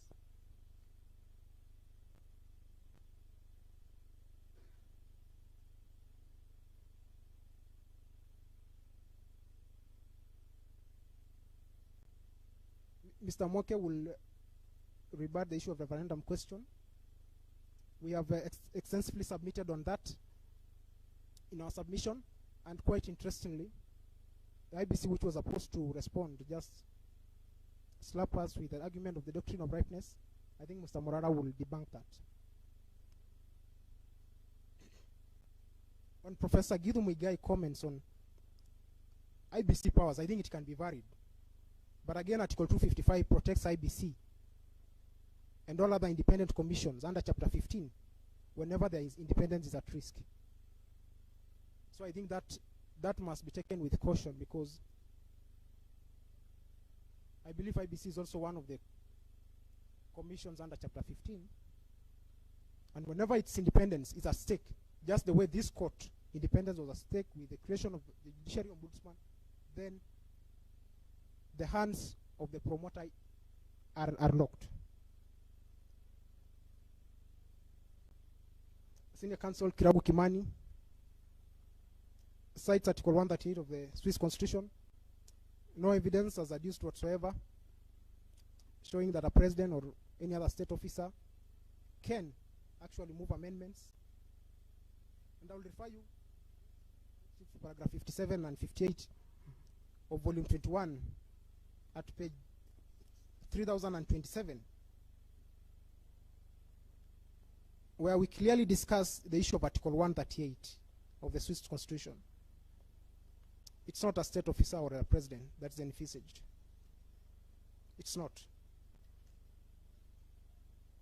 In fact, scholars writing on that issue alludes to the issue of direct democracy and popular initiative.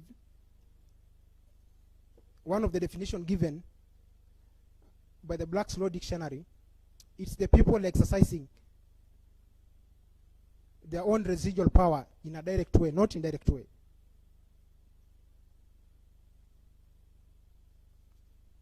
And paragraph 58 of volume 21, we say that according to Article 138 of the Swiss Constitution, all popular initiatives are driven by ordinary citizens as a form of direct democracy, and this actually originates at the local and canton levels.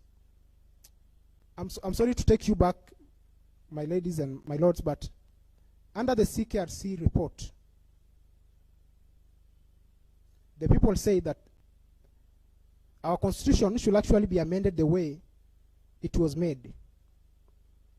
And that, I think, introduces a very high threshold. And I'm sorry to use this word, but under the same report, page 42 of that report, the people had this to say as a recommendation, that one very interesting is the provision of structures of the review process to reflect the bottom-up approach. I know that that's a very sensitive term at this, but those are not my words. They are clearly provided under page 42 of that CKRC report. But then going back to your issue of interpretation, looking at the context and the history, the intention of the people that was in amending what is so fundamental to them, we must start at the bottom, and it comes up. That means now with the involvement of the Constitution, the County Assembly, Parliament, and all other relevant entities like the IBC, but should never be seen to be something that is being proposed at the top. And that's why I was saying that the process of amendments introduced by the Constitutional Amendment Bill 2020 was wrong ab initio, based on that intention and context by the people provided under that CKRC report. For the interest of time,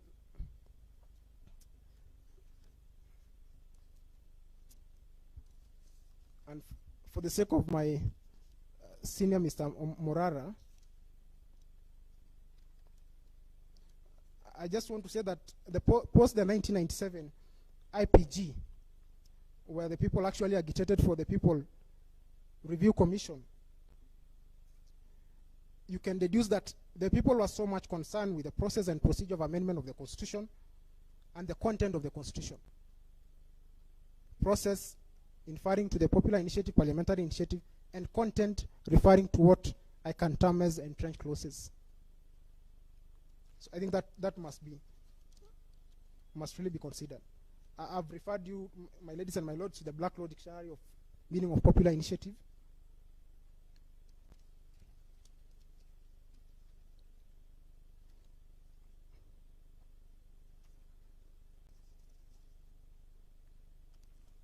And I'll not dwell further on the writings by Professor Richard Albert or Yaniv Rosnai. I think Mr. Nelson Harvey will do that.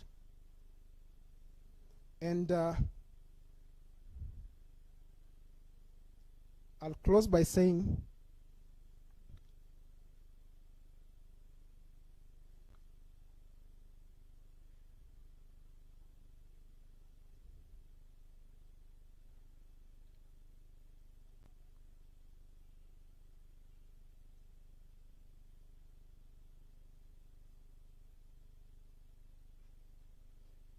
that my clarion call to the first appellant and those in support is for them to end the hostilities against the Constitution. Though we recognize them as prisoners of war based on the findings of the High Court and the Court of Appeal, and that us on the other side will be willing to make peace with them and preserve and uphold the Constitution of Kenya. For the interest of time, let me yield the floor to Mr. Omoke. But before that, I just want to acknowledge the presence of my Professor Ben Sihanya, who actually provided me a platform At the formative years as at the School of Law in Parklands, 2B is researcher for 3 years in constitutional law. I think it's fair credit for me to recognize him at this forum. So I would like to yield the floor to Mr. Morara.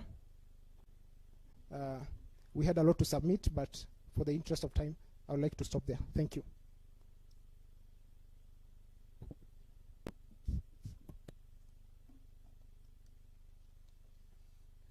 Honorable Justice of the Supreme Court, I'm very honored to appear before you today. Thank you for the opportunity to hear our arguments. I'll begin with the issue of quorum. When I was filing my petition before, my name is Morara Omoke, I forgot to say that. Morara Omoke, the third appellant, and I was also the petitioner in E416 before the High Court and the 76th respondent before the Court of Appeal. Before I filed my petition at the High Court, I read very carefully the decisions that were surrounding questions on quorum of the IEBC. And in my mind, there was no problem with what I found and what I was seeking the court to find. I was asking the High Court to find that the IEBC lacked the quorum to conduct something very important, which I consider to be a policy issue. When I looked at other decisions like the Isaiah B. Watt case, which has been cited very extensively by the IEBC, I looked at that and I found that, in my opinion at the time, the law applicable was the law that was there before the decision in Katiba Institute, which set the quorum for the IEBC. When you look at the Constitution, there's Article 251, which has been relied upon by the IEBC to identify what they consider to be the quorum of the Commission. And I would like the Supreme Court to distinguish between quorum and composition, because what we have in the Article 251 is the composition, the minimum number of commissioners required to be properly constituted, which is 3. But quorum is a different question. It's about the functionality, the day-to-day operation of a commission and decision-making. You cannot ignore quorum, because if we say that we operate without quorum, then that would be very dangerous. And we know the role that the IEBC plays in our country. It's basically something that goes to the core, to the stability of our nation, the elections. We cannot have a commission that does not have quorum.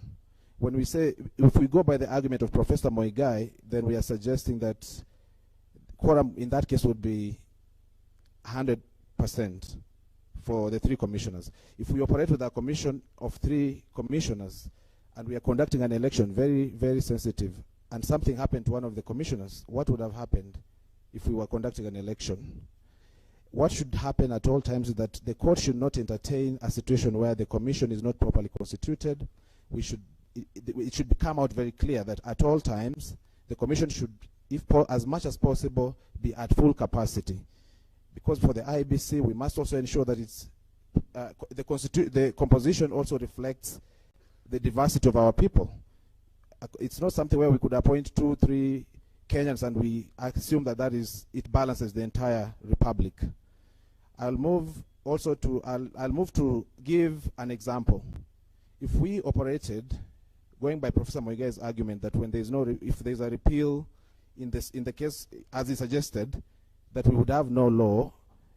Let's take an example. If we had an amendment to the tax code, repealing the current tax rates and providing higher tax rates, and that was challenged at the courts and found to be unconstitutional, can we actually argue that then we would be in a country where we do not pay taxes until the parliament enacts laws providing for the previous tax rates? That argument would not be good public policy. I move on to the next question on the composition, the second schedule to the Constitutional Amendment Bill of 2020. To me, that was very straightforward. I did mention it in my High Court petition, but I did not consider it to be a very complicated question, and I would ask the court to easily find that under Article 89, already there's a provision for how to delimit boundaries, and the timelines are provided within a duration of 8 to 12 years. That has not been done, so there was no mandate for the BBI, the Building Bridges Initiative, to do that particular responsibility on behalf of the IEBC. I move then to the question of public participation. A lot was said in the High Court and before the Court of Appeal. That may not have been highlighted before you, but in a very short summary, what was found is that the promoters, who we argued then was the president, did not comply with the procedures set out in the Constitution in terms of public participation. It's very straightforward. What happened is that initially they went around the country, views were collected, that's all okay. Of course, we saw some problems with that, how it was done, because basically what was happening is that those collecting views moved from town to town in the Republic, collecting views in 3-star and 5-star hotels. Obviously, who is going to be in those kind of fora? That kind of fora, it's the elites, the poor, or the ordinary, what I would call, I wouldn't use the word poor, but what I would say as the everyday Kenyan may not have that access to give their views. So that was one of the areas where they failed. But more importantly, when the bill was published for the purposes of now collecting signatures, that was on 25th of November 2020. And the signatures were collected from the next day, under 12 hours. So there was not opportunity to educate the public on what was contained in the bill. Another problem which was highlighted and accepted at both levels of the High Court and the Court of Appeal, which has not been challenged, was that there was no consideration of because it was done, the publication was done on liability in our country, which when I look at the Kenya Population and Housing Census report of 2019, volume 4, was found to be 22.6%, and the access to computer was 10.4%. So if you do it online, automatically you lock a vast majority of the people from being able to see the bill before they collect the signatures. And if you do it the next day, it means you do not care for whether they were given the opportunity. And if you look at the decision of this court, the British American Tobacco case, you gave us the guidelines that we must look at when we weigh an action that has been undertaken to see whether it meets the threshold for public participation. And when you look at that case, many things were not done. For instance, there was no, what is then happening in that case is what we would say is illusory, what is cosmetic, what is not, does not give the public reasonable opportunity to study the bill before they can give their consent, before they endorse. So what that means is that for the 4.4 million signatures that were collected, they were of no value because a vast majority of those people were just signing before studying the document. When you look at the amendment bill, it contains about 74 clauses. Even for us who are the experts in the law, we may need some time to study those kind of provisions before we give our views. And that's why when we were able, you could see even from the filing of the petitions before the courts, people took time to study those provisions. So you could not conclude that doing it under 12 hours of publication is enough. There's a lot I could highlight there, but I think that's enough just to show what exactly happened. When it moved to the IEBC has argued that they do not have any responsibility to ensure compliance with public participation. That is wrong. When you read Article 10, it imposes on all state officers and all, even the commission, being one of these institutions required to comply with Article 10. Those are values that must always be reflected in their decision making. So when the signatures were brought before them, the first thing they should have done is to consider whether there had been public participation. They had that responsibility.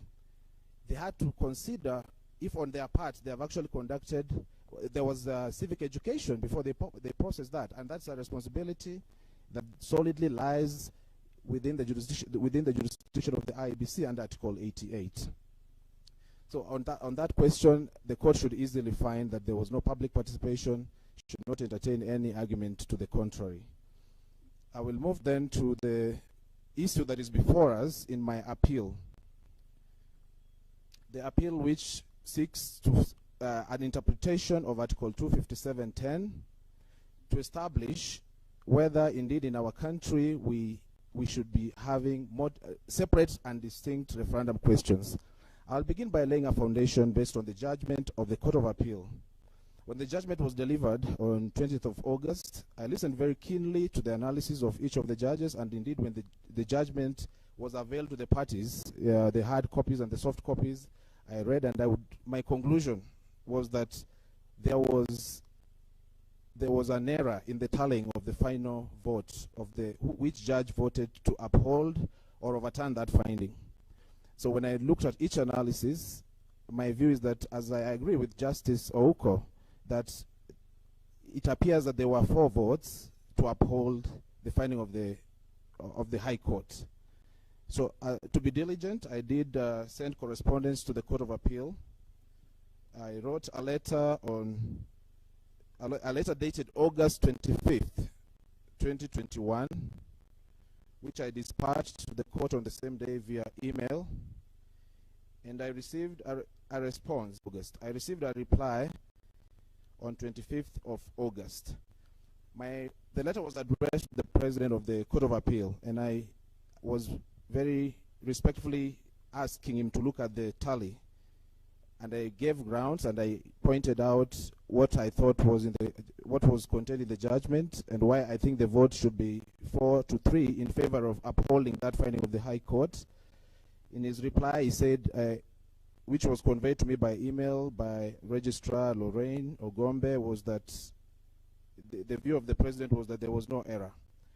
The reason I did that is I did not want to saddle the Supreme Court with an unnecessary appeal if indeed that was an error. So having satisfied myself that I've taken the right steps, I approached the Supreme Court through the appeal that is before you, appeal number 11 of 2021.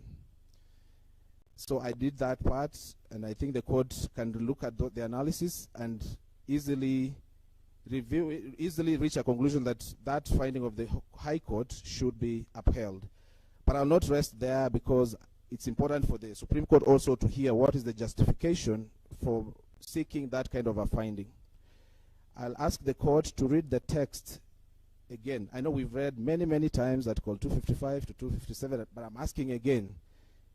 All of us, even my opponents, maybe they might be convinced when they respond to me, especially the IBC, which is here to respond. I would like to read. I did draw a table which is in my submissions at page 8. My submissions are dated 24th of November 2021. In that table, I tried to do a textual analysis of the words in Article 255 to 257.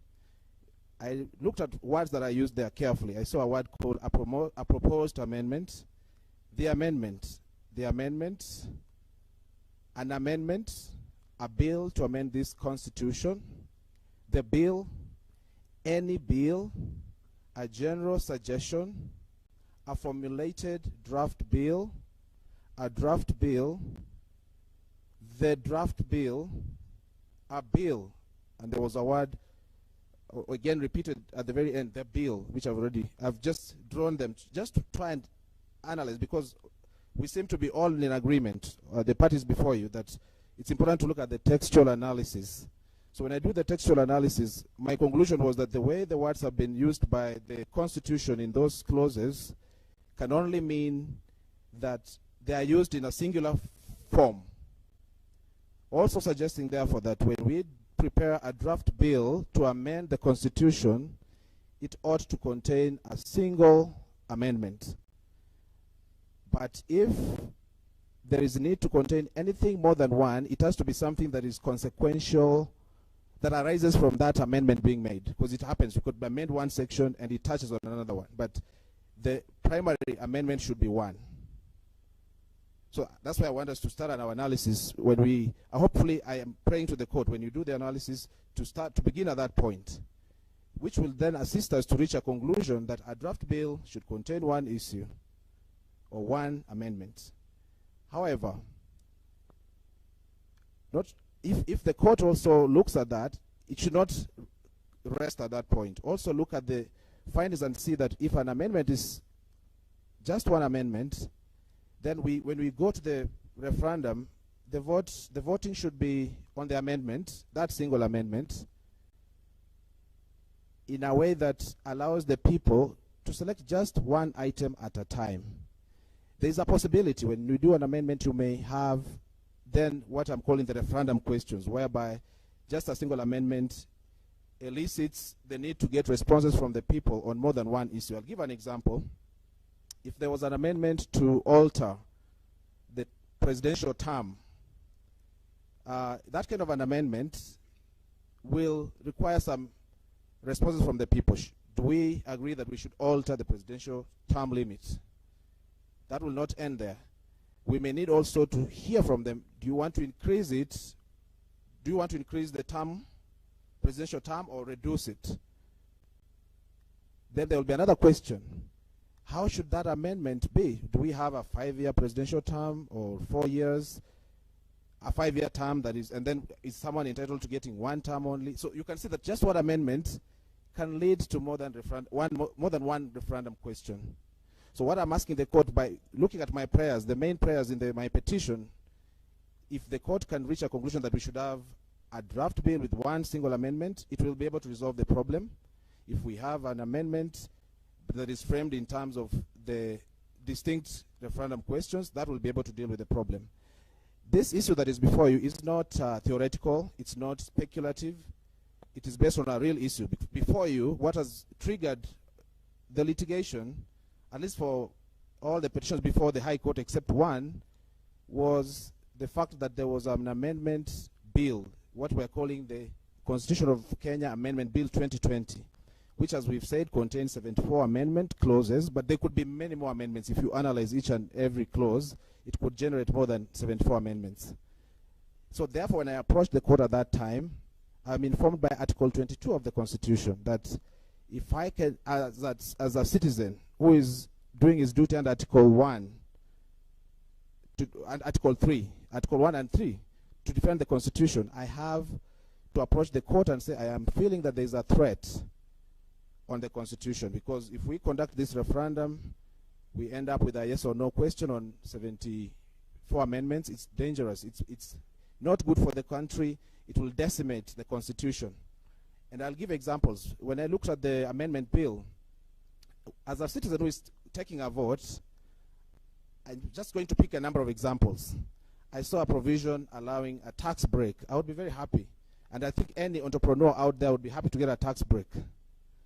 But as an advocate, I found another provision telling me that if we pass the amendment bill, then I cannot conduct election petitions until when beyond the Court of Appeal. That litigation ends there. And I found that is a limitation on the rights of those who litigate, because the provision is there. Matters of political rights should not be limited. As a litigant, they should be able to get the opportunity to litigate to the end. As an advocate of the High Court representing them, that's my trade. I should not be limited to end my litigation in the Court of Appeal. When will I appear before you, Honorable Justices of the Supreme Court, if we end all the litigation in election cases at the High Court, at the Court of Appeal? So I'm concerned I cannot accept to vote for that kind of an amendment. But I am seeing the tax. So I'm being put in a dilemma as a citizen when I'm taking a vote on that kind of a bill. I look at other dangerous provisions that would have totally destroyed our judiciary, like the Judiciary Ombudsman, which was dangerous for our country, not just for the judiciary. So basically then I would like to highlight other provisions of the Constitution which should aid the court to reach a conclusion that we should always have separate, distinct referendum questions, and we should have a draft bill only raising, or rather containing only one single amendment. We begin with Article 32, which gives the people freedom of opinion. You are entitled to form your opinion, but if I'm given 74 amendments all in one document, what opinion will I form if I have to still express my decision at the end, having been given more than 74 contradictory, confusing provisions, some of which I agree with, others which I do not approve of? I go to Article 33, freedom of expression. If you give me all of them in one document and you tell me to express my freedom of expression, I will not be able to exercise that freedom.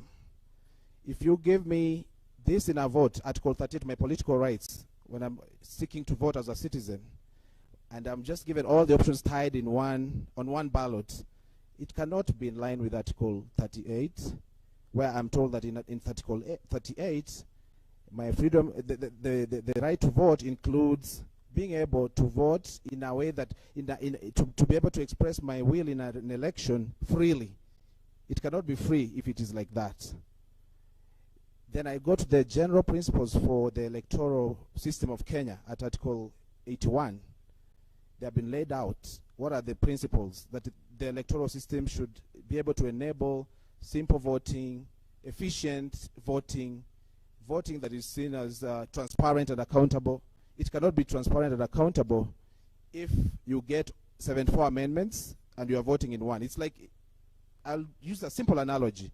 If we were to be given the 6 ballots that we usually do in our general election, and you're told you have all your presidential candidates, they are in one ballot, or rather they are classified, and you're told you have this presidential candidate and you have this member of parliament, all the way from top down the ticket, vote only once. How is that going to be, how does that sit with the Article 38 and Article 81? So basically what I'm telling you, the justices of the Supreme Court, is that the issue of the format of referendum questions and the draft bills, it strikes the heart of the Bill of Rights. And when you interpret the Constitution and Article 259, then you have to look at that. You have to look at whether the kind of thing that is before you will it enhance human rights, will it enhance fundamental freedoms of the people. As I come to closing this presentation, I would like to urge you, the justices of the Supreme Court, that what we are doing here is something, basically a point of inflection for our country. And as President Joe Biden usually says, it's on us. It's on you, the justices.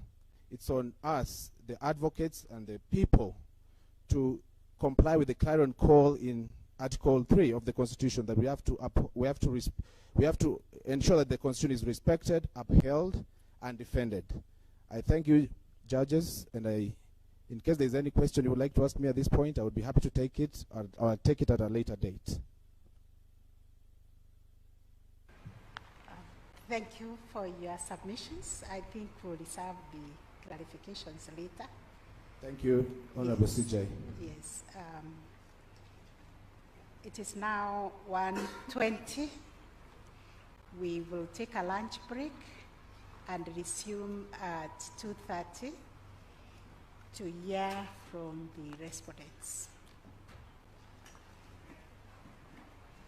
2:30.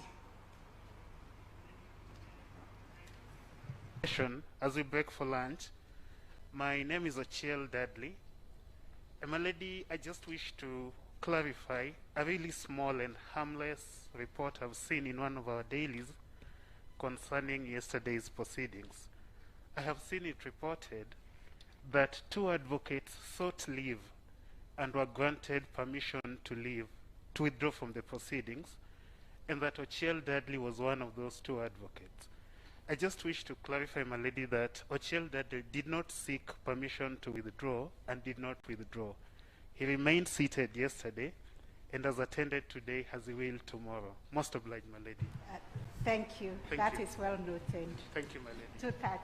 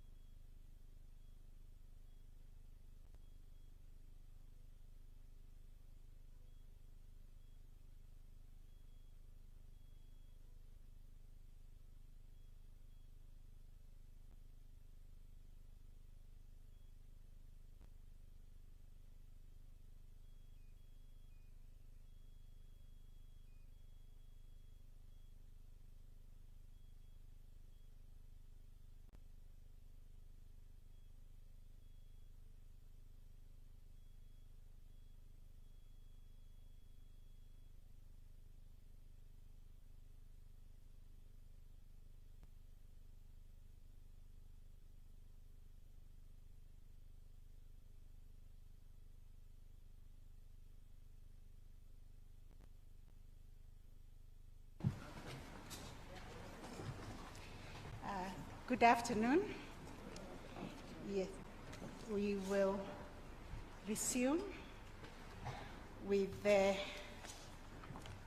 respondents' submissions.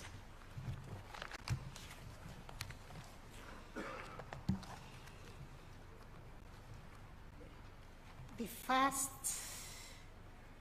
to the fifth respondents were together. They have 1 hour.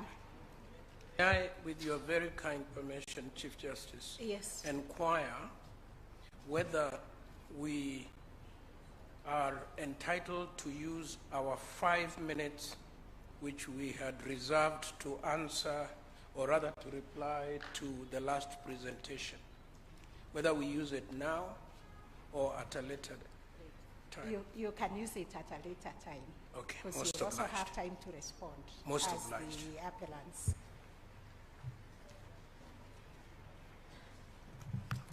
May it please the court. May it please the court. My name is Nelson Andai Harvey. I appear together with Esther Adero Angawa. Our clients are David Ndi, Jerotich Sei, Wanjiku Gikonyo, and Ikal Angelei, together with James Gundi. Permit me to commence my simplification of what has otherwise been complicated by our colleagues with a satire, and to conclude by underscoring the enormity of the Lord upon your shoulders on the issue before you. In the trial of the goat, the antelope, and the elephant asks the antelope, "Why are you running?" The antelope says, "I'm running because they are arresting goats." "But you're not a goat." The antelope tells the elephant, "It may take 20 years in a Kenyan court to prove that I'm not a goat."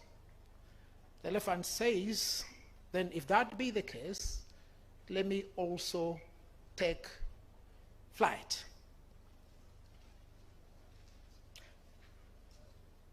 The question that I seek to answer is this: whether the basic structure doctrine is applicable in Kenya.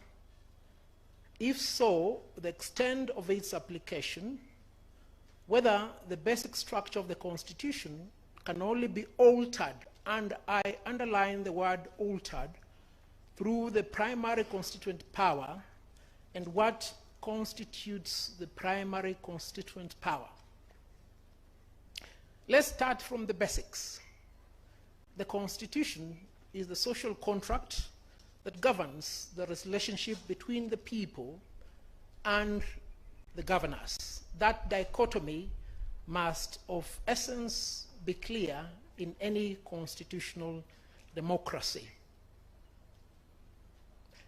The Constitution is susceptible to two things. One is alteration, and two is amendment. The definition of those two fundamental words is pivotal to the answer to this question. And I will start with the basic English definition before we go to the legal definition. Chambers English Dictionary, which I've used for the last 25 years, defines alter as follows: to make different, to modify, to become different. It proceeds to define amendment as to free from fault or error, to correct, to improve, to alter in detail with a view to improvement. Perceive the presence of the word alter in the definition, to alter in detail. Here follows the legal definition of those two words. Black's Law Dictionary defines alter as follows: an act done to an instrument after its execution, whereby its meaning or language is changed. Amendment is defined thus: to make right, to correct, or rectify.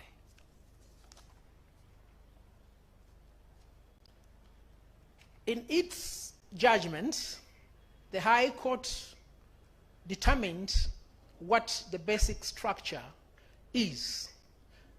And it is said that the basic structure entails the essential features, the core of a constitution. I purpose to hazard a definition of my own. It is the distinctive feature of a particular constitution. Now, remembering the definition of the word alter and amendment, what is the basic structure in our submission is that which can only be altered. And what is left for amendment is not the basic structure. An argument was made that this doctrine is emergent. Is it so? It is my humble submission that the doctrine is not emergent. John Locke, in his book, The Two Treatises of Law, defined what a basic structure is. Charles Montesquieu also defined what a basic structure is. Permit me just to refer to their definitions. You will find this in volume 1 of our list and bundle of authorities. Now, at page 241, a trichotomy of the systems of government is made. This is by John Locke. 1, there is a perfect democracy where the people elect those to make laws for them. 2, there is an oligarchy in which a few select men constitute themselves the leaders. Lastly, there is a man, unfortunately those days they were just writing in the male gender, who constitutes himself the monarch with the succession to his son. Let us see what Montesquieu says about the structure. You'll find this at page 318 of volume 1. And it is subtitled, Difference Between the Natural and Principle of Government. He says this: there is this difference between the nature and principle of government. Nature and principle of government. That the former is that by which it is constituted, and the latter that by which it is made to act. One is its particular structure, and the other, the human persons which set it in motion.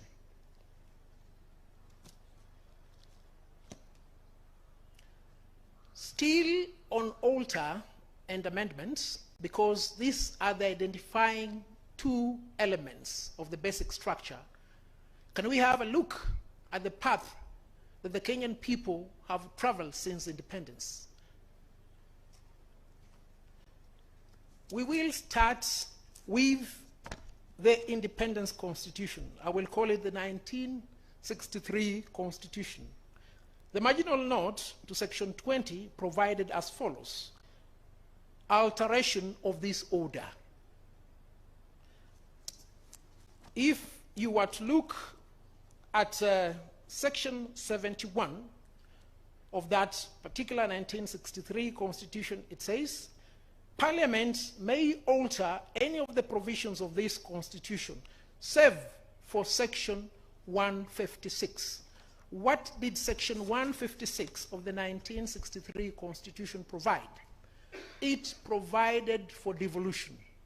it provided for an advisory commission, and it also provided for finances to be allocated towards devolution.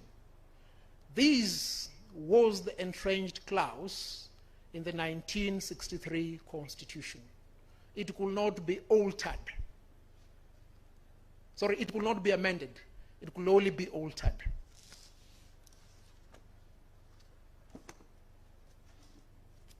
Let us look at the 1969 Constitution. The mode of that change is found in section 47. Subject to this section, Parliament may alter this Constitution. And then subsection 5b, alteration is defined. References to the alteration of this Constitution are reference to the amendment, modification, or reenactment with or without amendment or modification of any provisions of this Constitution, the suspension or repeal. Yes, it may appear as if there is a conundrum, but as you consider that conundrum, that is the perception of what the people of Kenya have over this, which is otherwise a simplistic issue. Now, that dichotomy has been expounded further, and I will refer you to what is written by Professor Ben Nubweze on the same issue.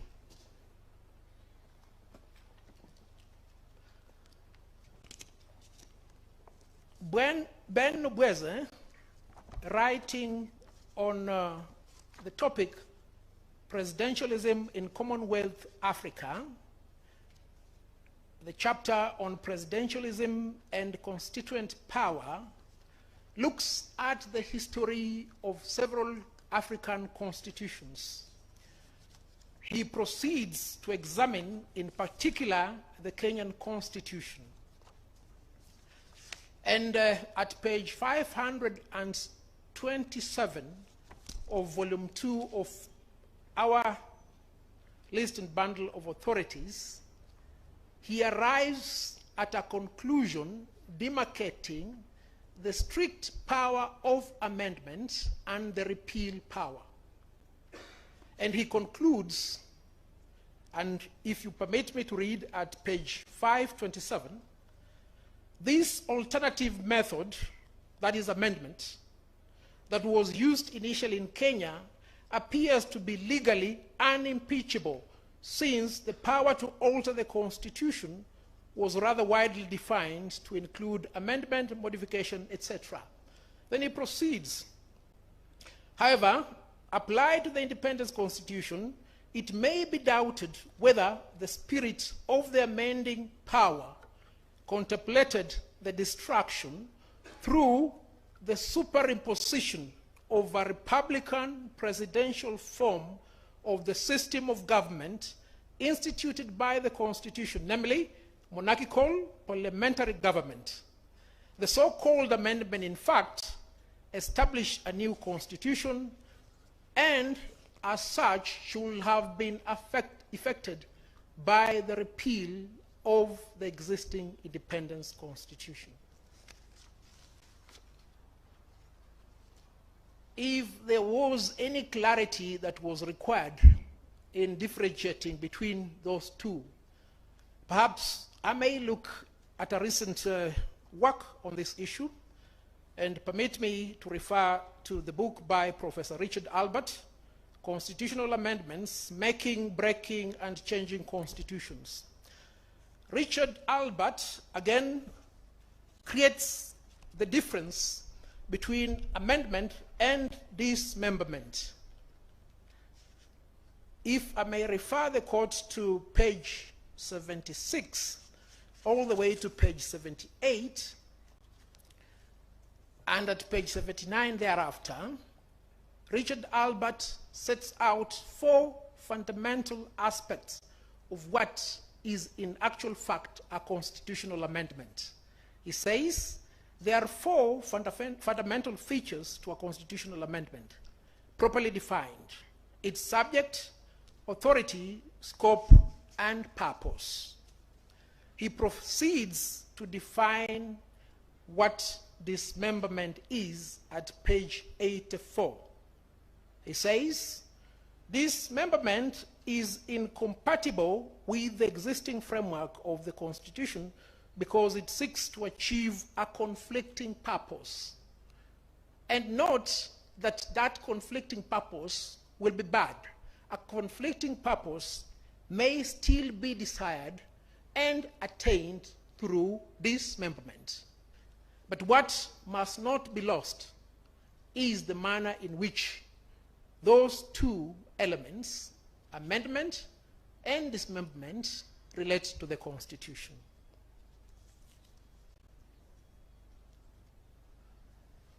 Is the basic structure doctrine applicable in Kenya? The answer is yes. You've seen it from the writings of Professor Nubweze in the book I've just referred you to. In fact,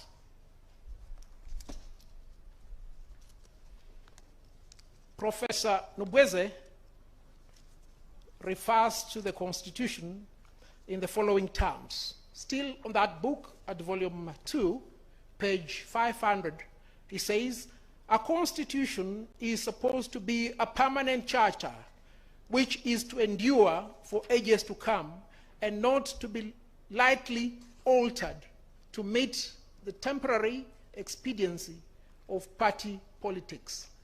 Temporary expediency of party politics. Now, proceeding from that premise, the Kenyan courts have examined the applicability of this principle, and they did so 15 years ago. Sorry, I think it's actually 18 years ago. And this is the case of Njoya and others versus the Attorney General. And remembering what Professor Nubweze has written about the Kenyan Constitution, we look at page 688 of volume 2. This is what Justice Aaron Ringera, as he then was, said about those amendments we have just referred to in Nubweze. The effect of those amendments was to substantially alter the Constitution. Some of them could not be described as anything other than an alteration of the basic features of the Constitution. And they all passed without challenge in court. I will repeat the same thing I said here before the Court of Appeal. This time, they have been challenged. A determination has been made by the High Court. Another determination has been made by the Court of Appeal.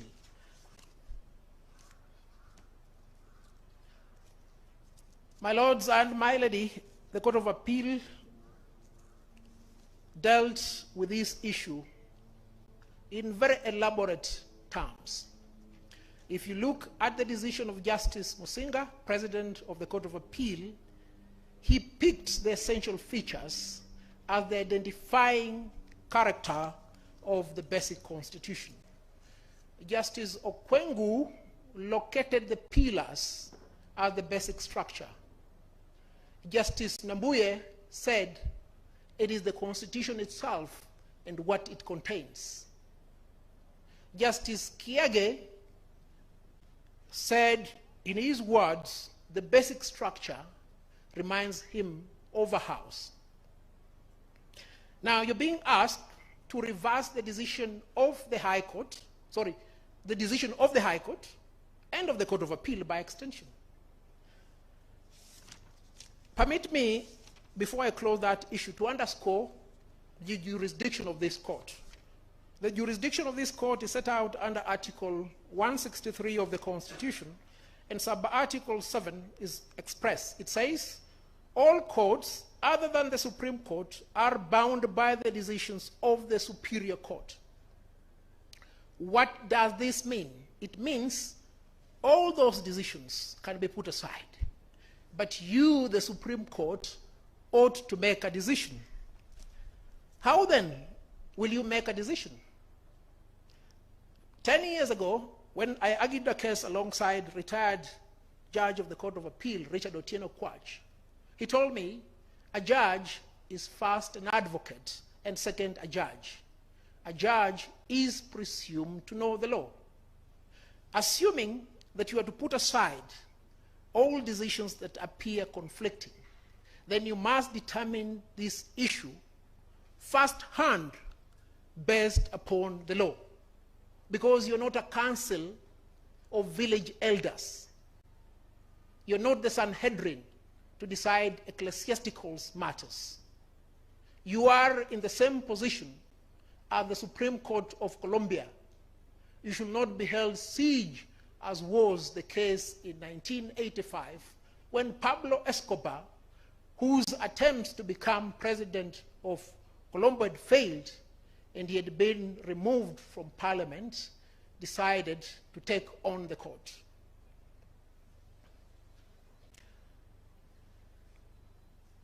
What is the extent of the application of the basic structure to the Kenyan Constitution? Let us look at what the High Court and the Court of Appeal said. They located the basic structure in the chapters of the Constitution. They went with specificity to underscore the preamble, the republic, the executive, the judiciary, the commissions, amongst others. Let me just explain some of them. Let us look at the executive. What is the nature of the executive in Kenya? It is pure presidential. What did the BBI bill seek to do?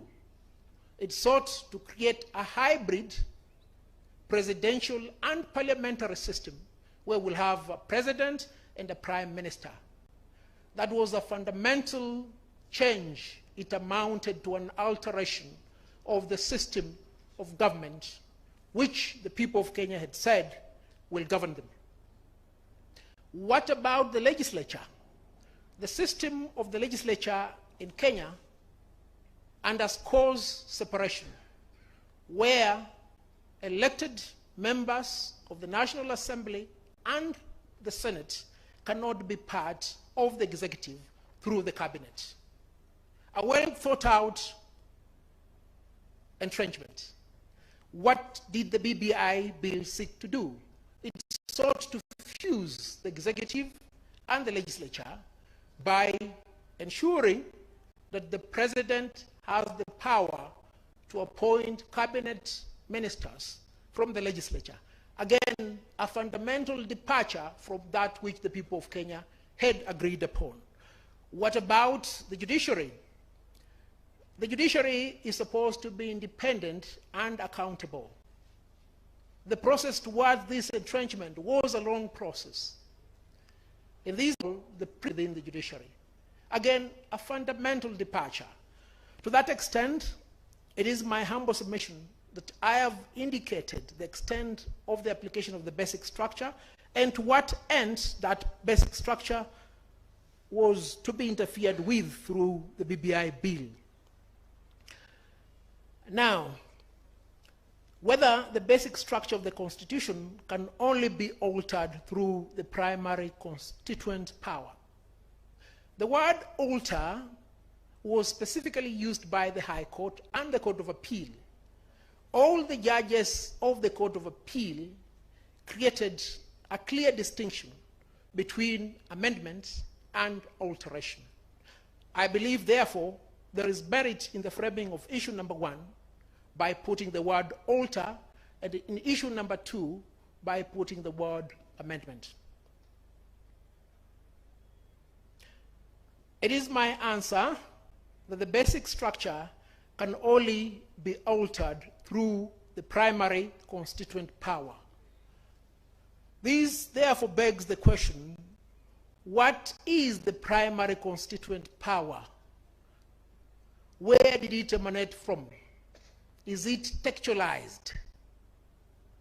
The argument put forth by the appellant is that this constituent power is non-existent. It's not textualized. And that if the people of Kenya wanted it to be part of the Constitution, nothing would have been easier than for them to say so. Now, constituent power traces its origin to antiquity in constitutional jurisprudence. You will find it in the written works of John Locke. You will find it in the written works of Charles Montesquieu. But permit me to pick what a recent writer has said about constituent power. A book written by Professor Justice Ernest Wolfgang, titled Constitutional and Political Theory, traces the origin of the constituent power. At page 169, the problem and concept of the constituent power, he says, the constituent power is the basic legal order of the polity, the basic legal order of the polity. But whence does the legal constitution derive this special validity and agency? After all, it does not exist simply by virtue of itself as an irreducible primordial phenomenon. Irreducible primordial phenomenon.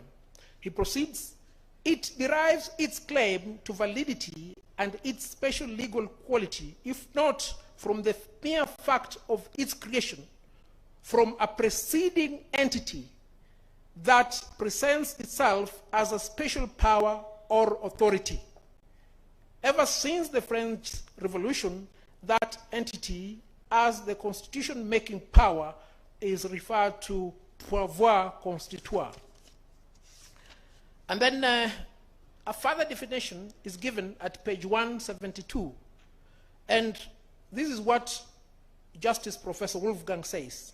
It was developed first in 1788. 1788.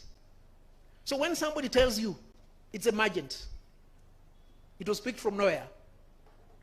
That is what Justice Kiage says. Those are alternative facts and misrepresentations of the law. Now, let's look at the definition given by Professor Nubweze on what this constituent power is. Writing on presidentialism and constituent power, this is what Nubweze says at page 496 of volume 2. And it's fundamental because of issue number 2. Recalling again that the president under the presidential system in Commonwealth Africa is the organ that coordinates and therefore dominates the executive and the legislative process of government, a question is asked. A question is asked. Does the president also assume constituent power? And then he proceeds to say, the nature and importance of the constituent power need to be emphasized. It is a power to constitute a frame of government for a community, and a constitution is the means by which this is done. It is a primordial power, the ultimate mark of a people's sovereignty. Professor Nubweze elaborates the manner in which that power is exercised, and you'll find this at page 511 of the same volume. He sets out 4 sequential steps. 1, the framing of proposals for a constitution. 2, popular consultation. 3, formalized discussion. And 4, plebiscite, aka referendum. What my colleagues have told you is that under Kenya's constitutional jurisprudence, the only avenue for people's participation is through the referendum. No, that cannot be the case. The 4 sequential steps stressed by the court emanate from this elaborate pronouncement, this clear writing on what has to be done. If you proceed to read that particular chapter, that elaboration is emphasized as the dichotomy between the actual and strict power of amendment and the repeal power.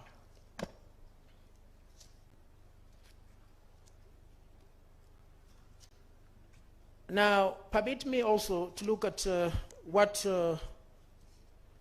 Professor Yaniv Rosnai has said about constituent power. Yaniv Rosnai, in his book, Constitutional Amendments, The Limits of Amendment Powers, writes as follows, commencing from page 105. He says, constituent power is the power to establish the constitutional order of the nation. It is the generative principle of modern constitutional arrangements. And then he proceeds to define further what the constituent power does. And he proceeds to say it has the framing power, the establishing power. You'll find this at page 120 of that book. Now, we have seen what the basic structure is. We have seen the extent of its application. We have seen the manner of alteration of the basic structure. And it is for that reason that we must answer this question. Because my learned friend James Orengo said, what is this doctrine? Is it like a stone that we just have to kick it and see it? No, it is not as nebulous as presented. Because if it was so, then there will be a demand upon the court to locate from the Constitution independence of the judiciary, separation of powers. It is for that reason, therefore, that these concepts are called basic concepts. It is like the ABCD, it's like the Ma Me Mi Mo Mu. If these concepts cannot be appreciated in the most simplistic words, then there can only be two conclusions. One, a deliberate intention to mislead the court on the application. Or two, failure of understanding of basic concepts. As to which of those two this relates, I will leave it to the court. I will allocate 8 minutes to issue number 2 and leave the rest to my colleague Esther Ngawa. Whether the president can initiate changes, stroke amendments to the Constitution, and whether a constitutional amendment can only be initiated by Parliament through a parliamentary initiative under Article 256 of the Constitution or through a popular initiative under Article 257 of the Constitution. Let me answer that question with a lot of simplicity, and the simplicity is derived from the nature of the Republic under the Constitution. Now, under Article 1, the sovereignty of the people has a trichotomy of Parliament, which is the legislative arm of government. Then we have the national executive, which is the executive arm of government, and we proceed to the judiciary. What is key to us are two, and we'll find this in Article 94. What is the role of Parliament? The role of Parliament is set out under Article 94 thus: the legislative authority of the Republic is derived from the people and at the national level is vested and exercised by Parliament. You proceed to item 3. Parliaments may consider and pass amendments to this Constitution. Pass amendments to this Constitution, not alter. And for this purpose, I must emphasize, the word alter appeared in the 1963 Constitution. It appeared in the 1969 Constitution. It has disappeared in the 2010 Constitution. Now, compare that with the power given to the President under Article 131. The President, B, exercises the executive authority of the Republic. 2A, the President shall respect, uphold, and safeguard the Constitution. Nowhere in the Constitution will you find any indication of the power to initiate amendments on the part of the President. It's nowhere.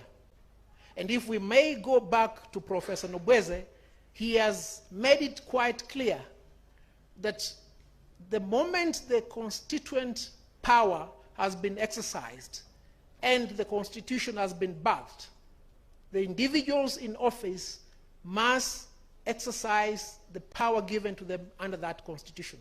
Should they seek to alter, they must go back to the people, and they must do that through the 4 sequential steps. The president cannot be president and at the same time be the people. He can't.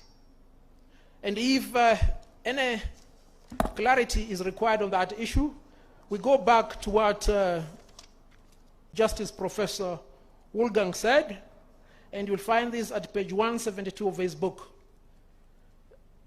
Its goal, the goal of the constituent power, was to counter the king's sovereign powers grounded in law and tradition, and the institutions of the monarch with the original and unbounded political decision-making power of the nation as the force that brings forth the Constitution. Let me simplify this thing. What you're being asked to do by answering this question in the negative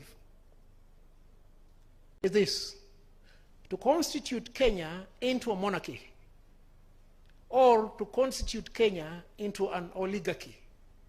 Kenya is the democracy. It cannot be done. Let me close that argument with an extract from Professor Nobweze, who demystifies that which my colleagues here want to complicate. Nobweze has dedicated an entire chapter on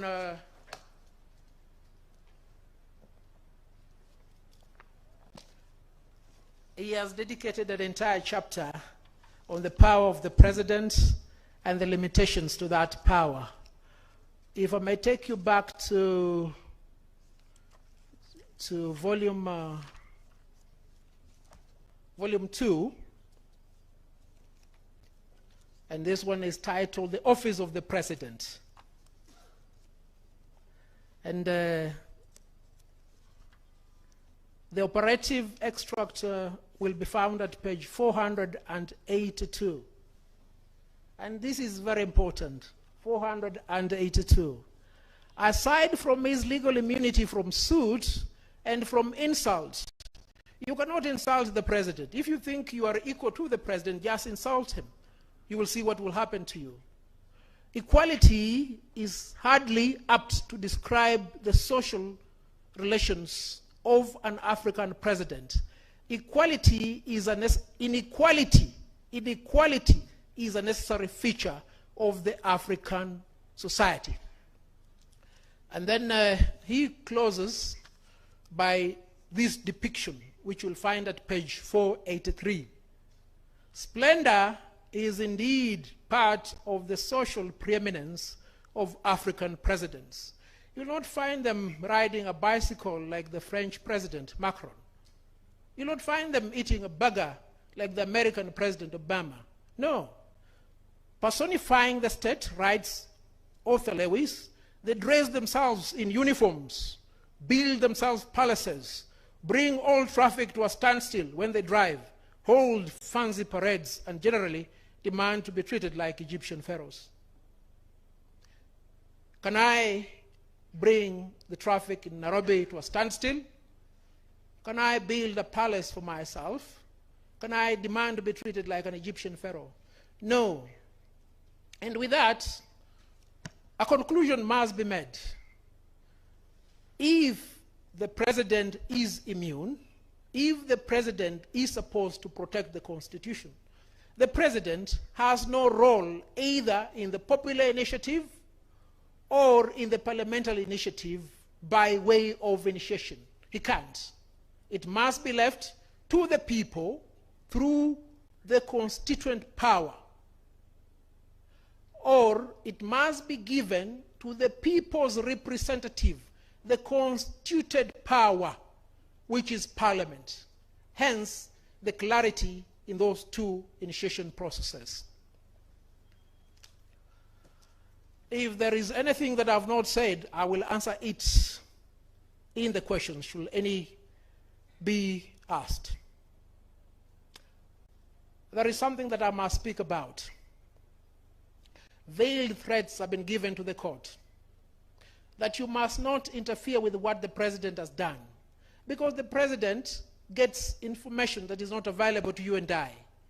The president knows who are the enemies of state. Look, if the president decides that Nelson Havi is the enemy of state, and I'm disappeared, I'm abducted, and these things happen daily, we can't question that? No, the president is not the king. The president of Kenya is not a pharaoh.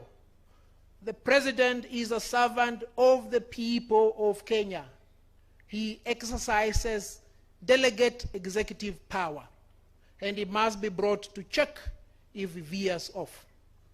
And fundamental to that premise is this: the president cannot say from one side of his mouth that I'm an ordinary citizen entitled, just like Wangare, Omondi, and Wafula, to initiate a popular initiative towards constitutional amendment, and at the same time say, no, I'm immune from everything, including a transgression of the Constitution. Yesterday, Chief Justice Emeritus, responding to the comments on Twitter that there is maximum security at the Supreme Court, said this: why can't this security be used towards the enforcement of court orders? My ladies and my lords, let me be frank to you. What is being prepared is synonymous to the 1985 palace siege of the Supreme Court in Bogota. That is how it started. If we can't get this, we must threaten you with this. You must not succumb to the threat, which is a veiled threat, that behold, here you are enjoying immunity as judges. Why are you not giving me similar immunity to do that which I must do? For the people of Kenya, exercise the judicial authority delegated to you without fear or favor. And here comes the dirge by Emperor Haile Selassie: you're better off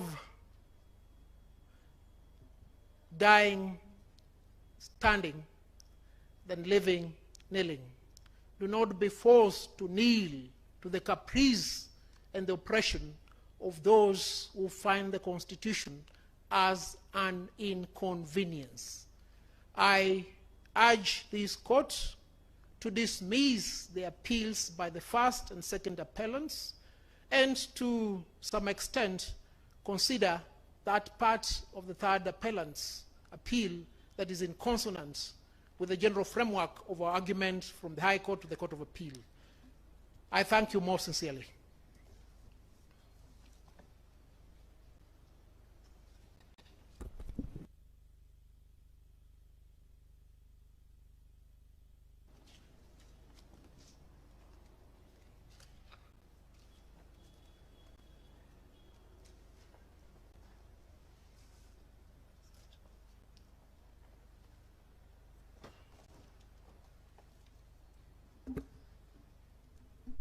Good afternoon, the Honorable Chief Justice, the Deputy Chief Justice, my lords and my lady, Justices of the Supreme Court. My name is Esther Angawa. I'm led by Mr. Nelson Havi for the first to the fifth respondents. ETOPS. ETOPS. A few days ago, Mr. Havi told me a plane cannot fly with one engine. I didn't take his word for it. He's not a pilot. So I conferred with Captain Wicks Rabach, a military army captain, and now a commercial airline captain for more than 10 years. He laughed, he said, yeah, it is true, a plane cannot fly on one engine for too long. It's a basic principle. It's ETOPS. Engines turn or passengers swim. Engines turn or passengers swim. That's the informal for extended range twin engine operational performance standards in airline lingo. In short, the ETOPS rule, currently 240 minutes in the US, is the amount of time that a twin engine aircraft is allowed to fly along a flight path that is far from an adequate airport. So that if a two-engine aircraft chooses a flight path that goes beyond 240 minutes, and that's in exceptional circumstances, ordinarily it would be 180 minutes, that's 3 hours, there's a problem. Because should that plane lose one engine, and safely, engines turn or passengers swim. It is our submission that the IEBC is a twin engine aircraft. Article 88, subarticle 5. The Commission shall exercise its powers and perform its functions in accordance with the Constitution and national legislation. The two engines of the Commission.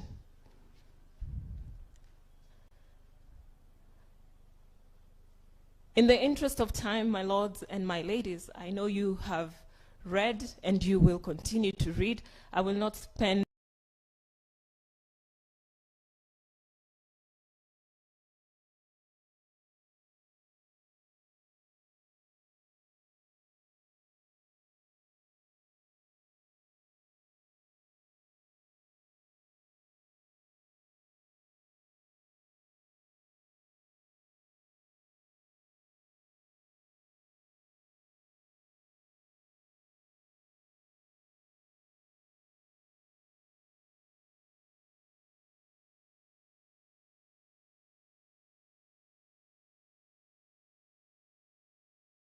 as much time on opposition defined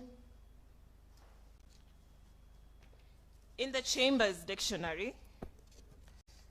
Thus, composition, the act or act of composing. Compose, to form by putting together or being together, to set in order or at rest.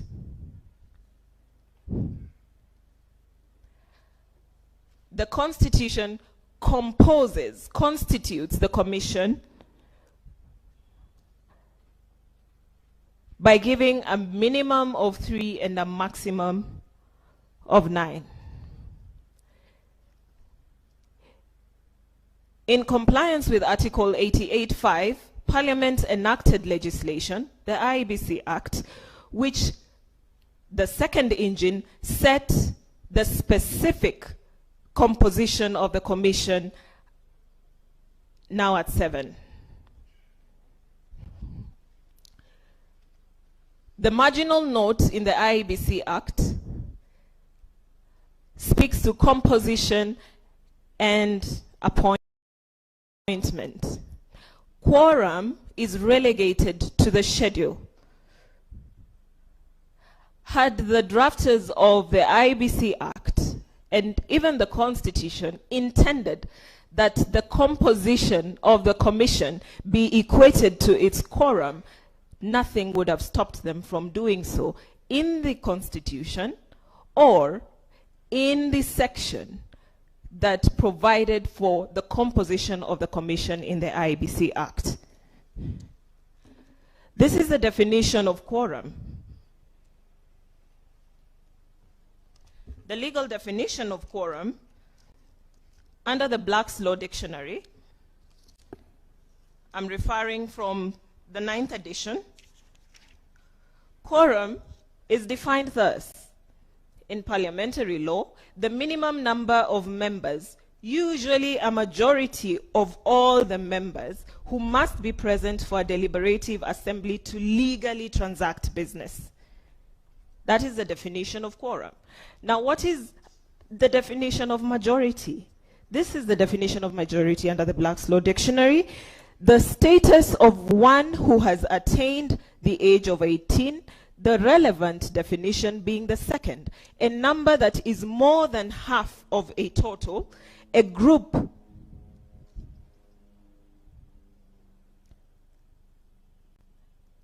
of more than 50%. A majority always refers to more than half of some defined or assumed set. So that if this court were to be convinced to follow the request by Professor Gideon Muigai, that where the paragraph on quorum is deleted, we must go back to the Constitution and rely only on the Constitution, our one engine for the commission, because the second engine has failed. The Constitution sets a minimum of 3. He says, on behalf of the commission, that they can go ahead and conduct business. Would quorum with a membership of 3 be 3? Based on the definition I have read to the court, absolutely not. A majority of all the members being 3 would be 2 commissioners. Now, I would urge the court to read paragraph 74 to 77 of the judgment of Justice Chacha Mwita, when he was dealing with that conundrum, because then the quorum had been reduced to 3, and he was looking at those provisions that had reduced the quorum to 3, and saying then, with a membership of 3, because then the commission had only 3 members present, 4 having resigned. Would a legally binding decision of the commission be made by the majority, being 2 commissioners? And what effect would that have on the performance of the commission in its objects as stated in the Constitution and in the IEBC Act Section 3, subsection C, 3C, 31C? And the basis of the judge in holding that that amendment reducing quorum to 3 was unconstitutional, and a similar amendment to paragraph 7, which said that should the commission fail to reach a unanimous decision, then the decision of a majority of the members present and voting would bind the commission, which paragraph was also deleted. Meaning now that one engine has completely failed.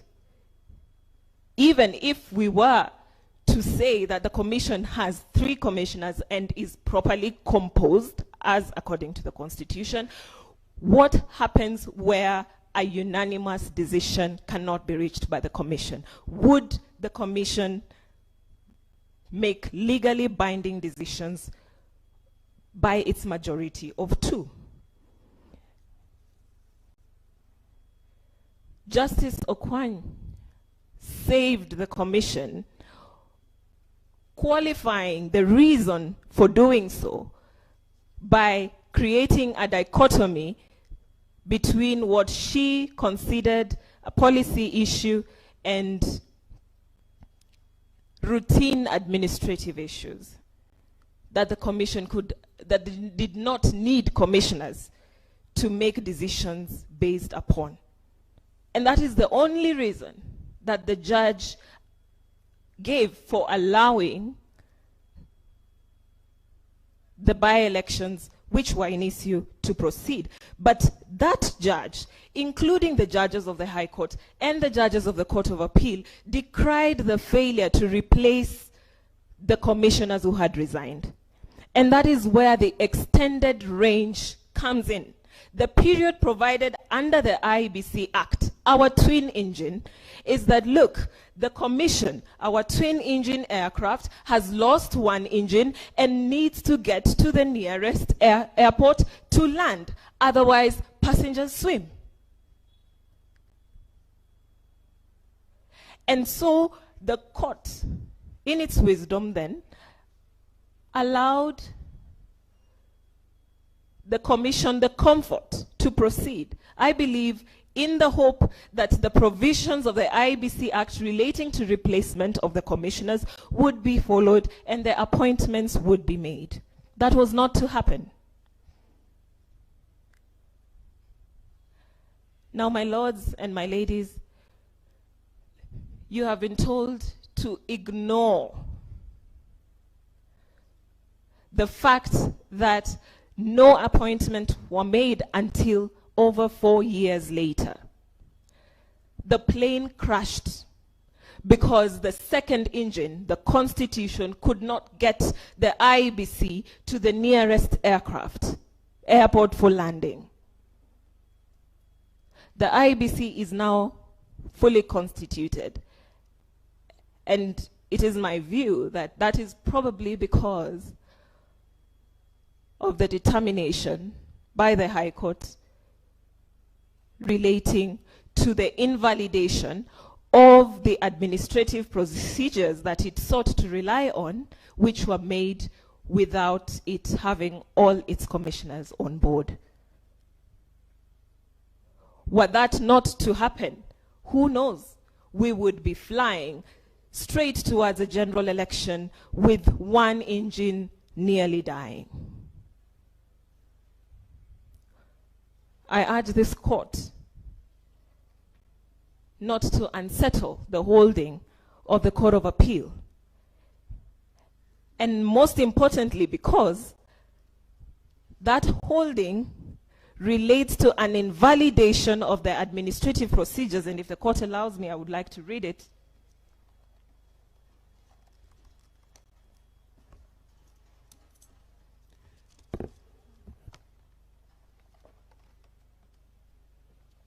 This is what the holding of the High Court was. A declaration is hereby made that the administrative procedures for the verification of signatures in support of 2013 uphold that declaration, my lords and my ladies.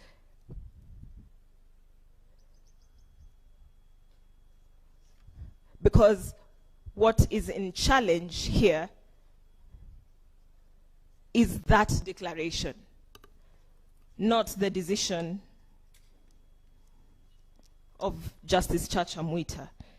This is the holding of the Court of Appeal that touches on quorum. The Independent Electoral and Boundaries Commission does not have the requisite quorum for the purposes of carrying out its business relating to the conduct of the proposed referendum, including verification whether the initiative as submitted by the Building Bridges Secretariat is supported by the requisite number of registered voters in accordance with Article 257(4) of the Constitution. The IEBC has told you, if you cannot disturb the finding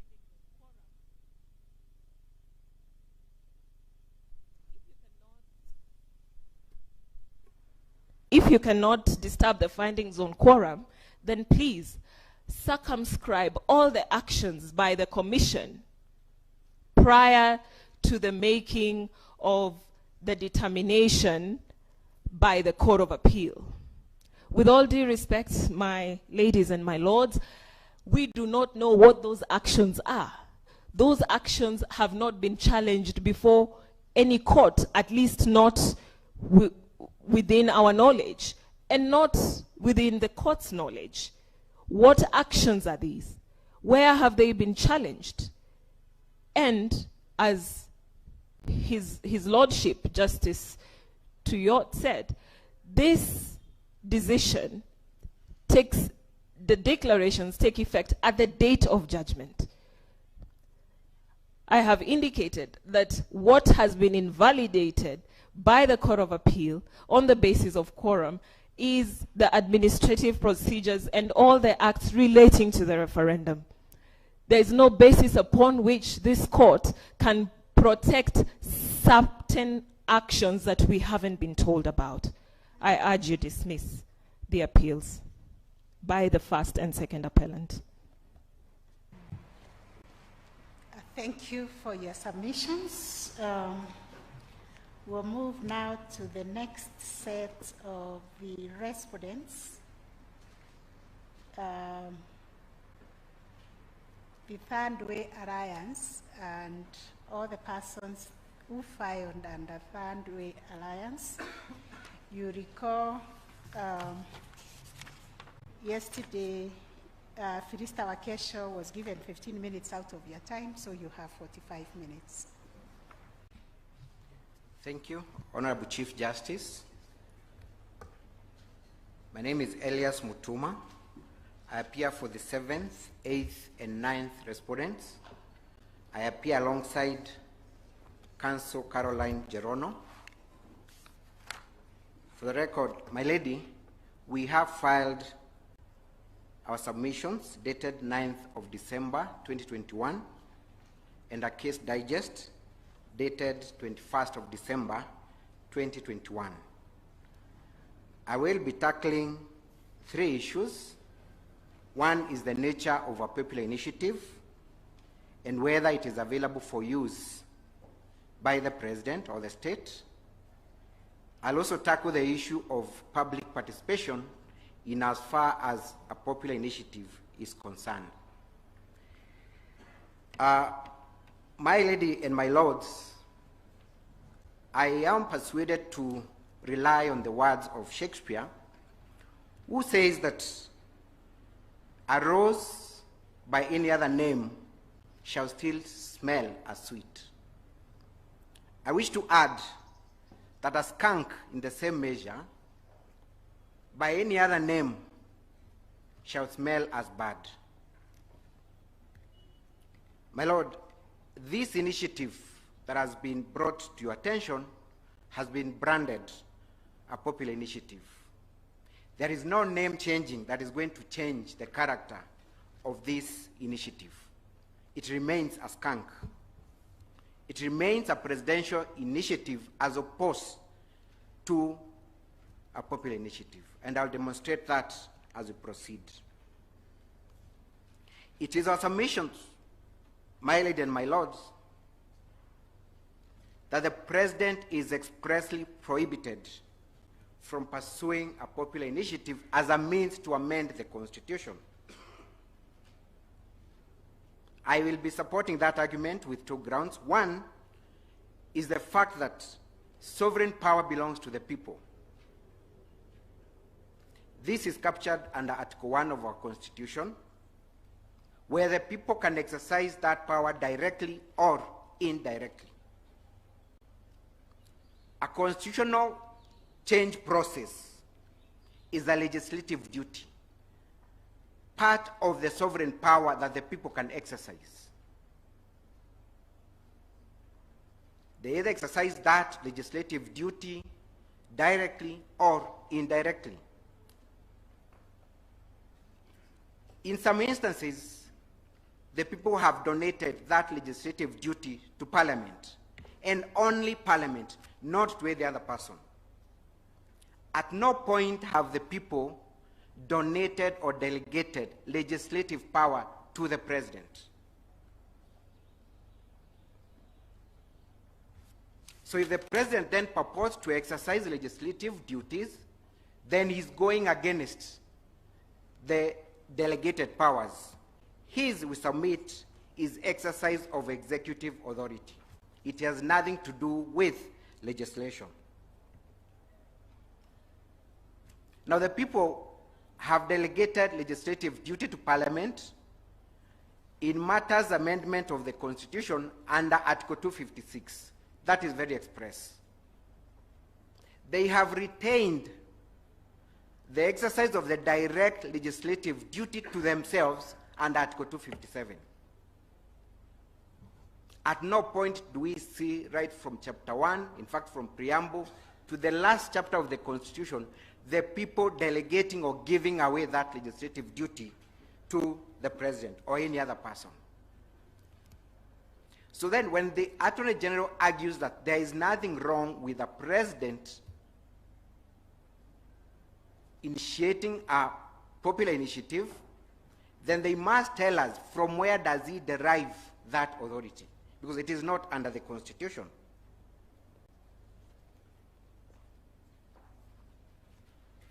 Article 1 of the Constitution, again, is very clear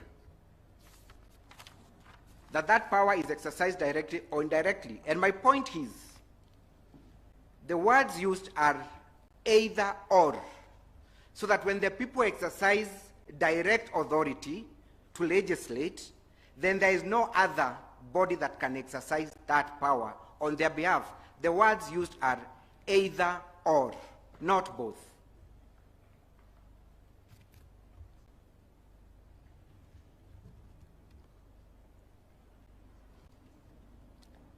The provisions of Article 131, and I want to address my landed senior, Mr. Kamau Karori, do not include legislative duty. The president cannot seek refuge under Article 131. In fact, from 129, 130, 131, and 132, to purport to exercise executive authority in a manner to change the Constitution. Executive authority is the power to govern. It is not the power to legislate. So what Article 129 to 132 provides is for the president to govern. Legislating is not provided for under those articles. So he cannot act as a symbol of national unity and then purport to legislate. It would be usurping the role of the legislature. And by this I mean legislature, either Wanjiku herself or Parliament. There isn't any other person that can legislate. Indeed, if the president was to be allowed then to initiate a popular initiative or in any other way legislate, that would amount to acting ultra vires by going against the doctrine of separation of powers. Again, I emphasize that legislative must be distinguished from exercise of executive authority. And in case we have any doubt, my lady and my lords, as to what it means to legislate,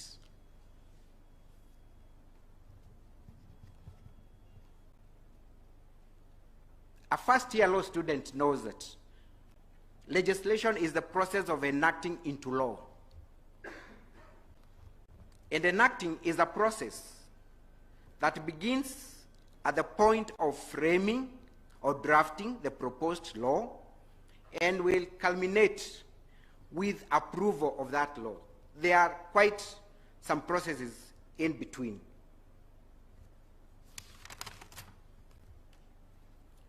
Therefore then, the person who enacts a law must be the person who frames a proposed law.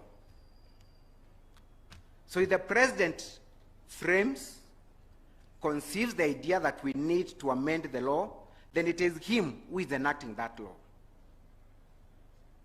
When you look at Article 255 of our Constitution, and allow me to read, my lords and ladies, is that it provides as follows. A proposed amendment to this Constitution shall be enacted in accordance with Article 256 and 257. The word used is enacted, and approved in accordance with Clause 2 by a referendum. We therefore must interrogate, what does it mean to enact? So that when the Article 257 provides for the people to enact an amendment to the Constitution, it means, number one, they must be involved in the process of preparation and formulation of the proposed law. That is the first step. If they are not involved in the process of creation, formulation of that proposed law, then they are not involved in the process of enactment. The second phase of enactment is creation of awareness and consultation. In the case of Parliament, a bill is sponsored by a member of Parliament. It is introduced to the House through the first reading, and this is where members of Parliament get to interact with the proposed law. Now, in the event of a popular initiative, the question that we should ask ourselves is, did the people formulate the proposed amendment? Because you've been told by my learned friend, my good friend Jackson Awele and Arnold Oginga, that what preceded the collection of signatures did not matter.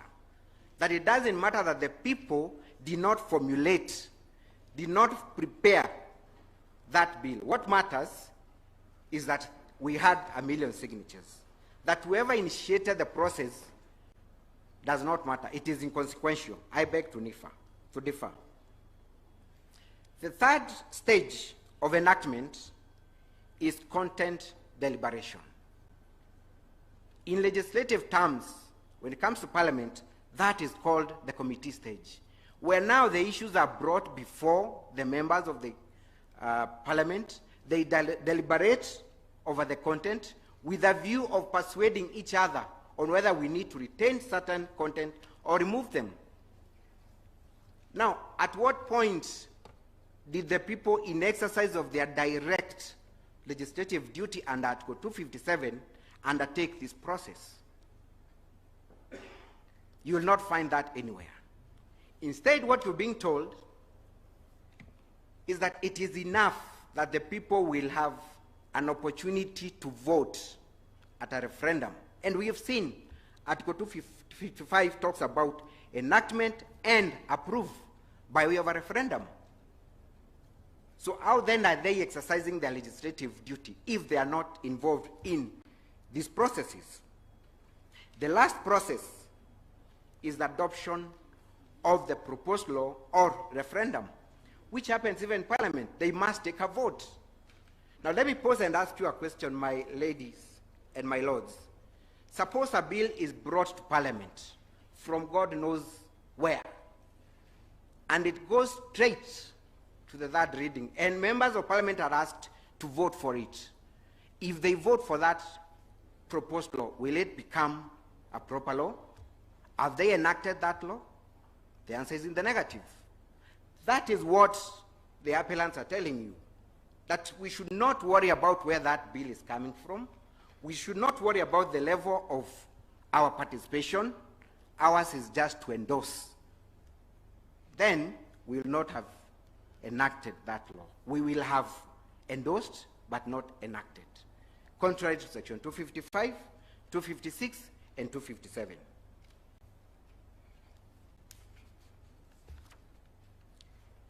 I make this submission because, looking at the nature of a popular initiative, once IEBC is presented with 1 million signatures and a draft bill, there is no chance of in any way altering the contents of that bill. It proceeds to the county assemblies, National Assembly, Parliament, that is the Senate, to the President, and back to IBC, which presents the bill to a referendum. So then, if it doesn't matter what happened before, I challenge my learned friends to tell me at what point will Wanjiku really propose any amendment or deliberate over the content, and that voice matters. It doesn't.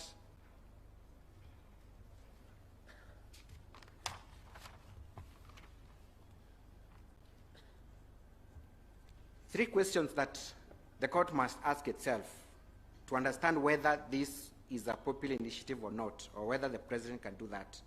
Did the people participate in the formulation? Were there any awareness of the contents? Was there any content deliberation? If no, then the court must be very clear that this is not a popular initiative. It is something different.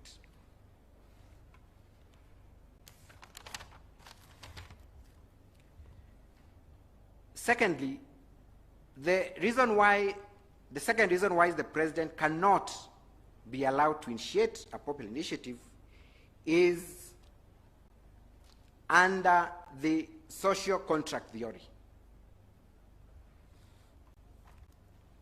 Now, under this theory, my ladies and my lords, we have two parties. On one end, we have the governors, that is the government, and the governed, that is the people. So when the people elect their governors, they remain at one end of that contract. The governors are on the other end. The president, in this context, is the governor, the government. The people remain as the governed. Now, in a social contract theory, it is the people who create the form of government and the framework of governance. It is not the other way around. Then after doing that, they donate the power to the governor to govern them in accordance with what they have already formulated. Therefore, the president cannot now shift goals from being a governor and now start formulating a form of governance and subject it to the governed. That would be in breach of the social contract theory. Now, just to emphasize on that point, the Constitution under Article 131(2) provides for exactly that, that a president will be given a constitution, he will be given an already created governance framework, and is required, number one, to respect, uphold, and safeguard that constitution. He is also supposed, under the same article, to safeguard the sovereignty of the republic. The republic is that he must recognize that these are the people who created this form of governance. These are the people who created this constitution. I have a duty to respect, to uphold, safeguard this constitution. So it is not for the president to create the constitution. It is not for the president to make the constitution or remake it. That is given to him once he enters into that social contract with the people. Now, purporting to remake a constitution will inevitably lead to him violating that duty under Article 131. Because under the social contract theory, the citizens are the right bearers and the governors are the duty bearers. So what the president has is a duty. What the people have is a right. His duty, as I've explained, is under Article 131, to safeguard that constitution. And just to ensure that the president understands this duty clearly, the third schedule of our constitution provides an oath of office which states again as follows: that the President swears to obey, to preserve, protect, and defend the Constitution. I'm only interested in one word in those 5 words: to preserve. Ordinary English means to maintain in the original state. That is what he swears to do, to preserve the Constitution. So upon the end of his term, and he has changed the Constitution, will he have lived to his oath of office to preserve that Constitution? It doesn't. He will have breached the Constitution. Now, I find it a bit glaringly contradictory for the Attorney General to argue on one hand, and I think my learned friend Mr. Avi has touched on this, but I need to emphasize that indeed the President is an ordinary citizen for the purposes of enjoying rights under Article 19.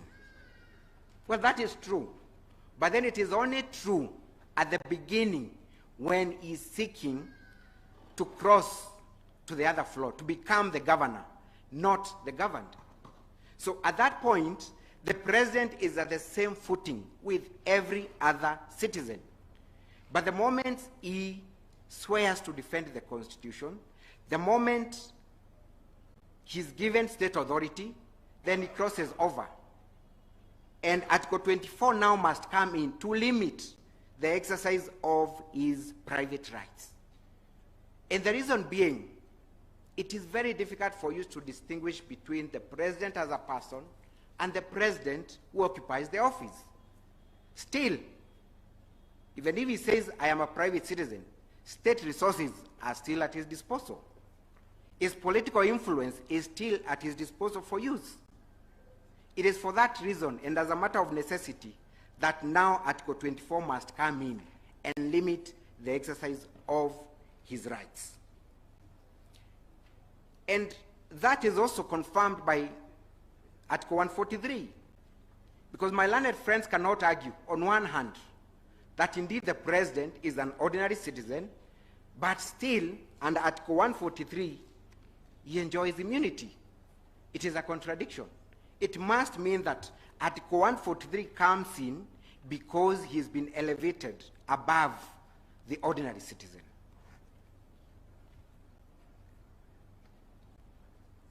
To answer a question that was posed by this bench as to whether the President initiated this initiative, I'll have 2 questions, my ladies and my lords. Number one is that this is an issue of fact, which was adequately canvassed at the High Court and the Court of Appeal. My understanding is that that is a settled issue that we cannot revisit at this stage. It is not in doubt because it is a factual issue. But if I was to answer that question, I would still go ahead and pause. Did we still witness the President's involvement even at the point of signature collection? And the answer is yes. So the President did not just stop at receiving the proposals. He went ahead and, number one, launched the signature collection at KICC. That is contained in our pleadings, and used state machinery to ensure that they collect their million signatures. On the question of public participation, I think there is no doubt, my ladies and my lords, that public participation has been entrenched in our Constitution and Article 10. The question is, what is the level and threshold of public participation in a process such as amending the Constitution? Now, to answer this question, we do not even need to go very far. I'll refer you, my ladies and my lords, at the preamble of our Constitution, which, with your permission, I'll read. And I'm looking at the last 2 bits of our preamble. In exercising our sovereign and inalienable right to determine the form of governance of our country, and having participated fully in the making of this Constitution, we adopt and enact and give this constitution to ourselves and to our future generations. Now, I pick a few things from there. Number one is that the people are saying we have the sovereign power, the inalienable right to determine our form of governance. And for them to be able to exercise that, they are saying we are doing this after fully participating in the process of making this constitution. That is the level of public participation. That is the threshold. Fully participated in enactment of the constitution. Fully. And I started by explaining what enactment means. Formulation of the bill. Creating awareness. Content deliberation. That is what it means to fully participate. That is in the preamble of our constitution. That is also captured under Article 1 of our constitution. An argument has been advanced that then we are not making a constitution. We are merely amending a constitution. Therefore, we do not need to fully involve the people.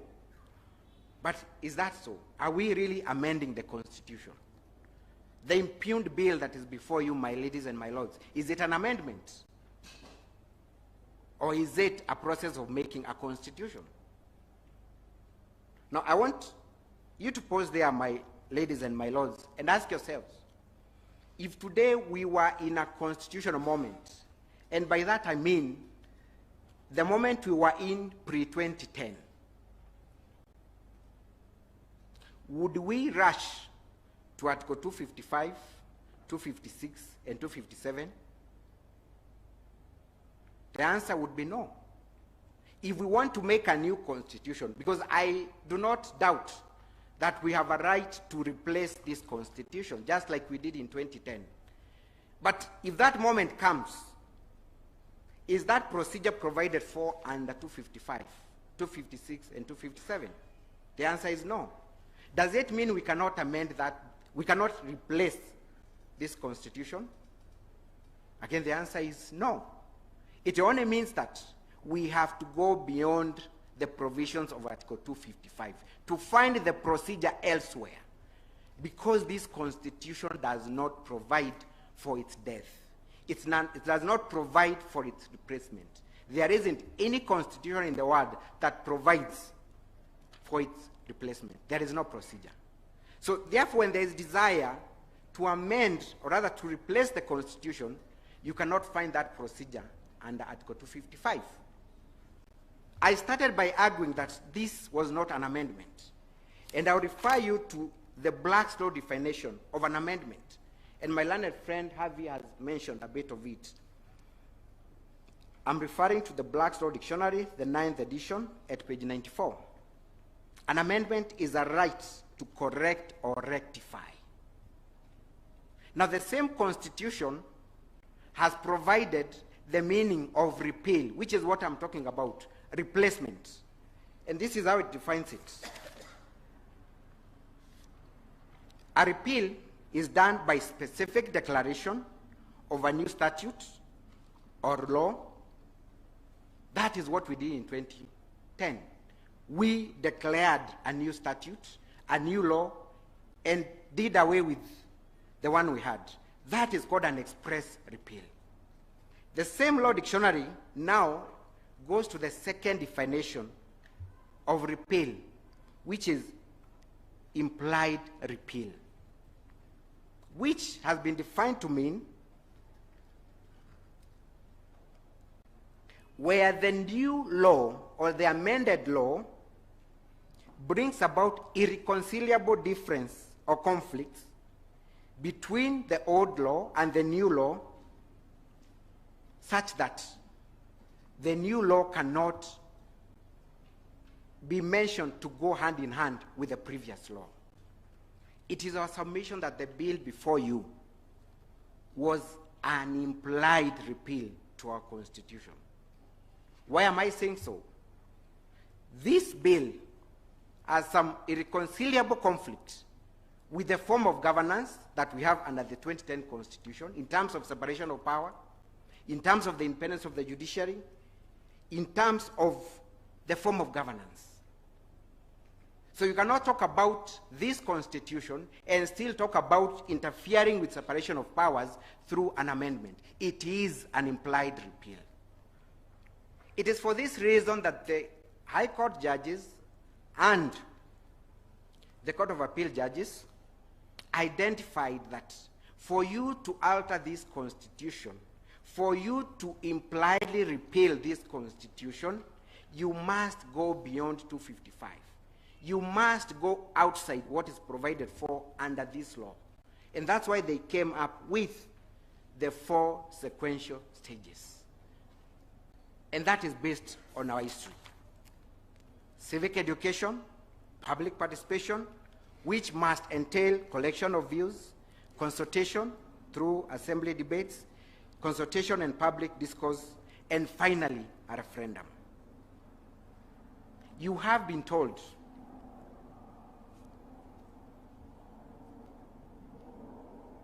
that this process begins at the point of signature collection.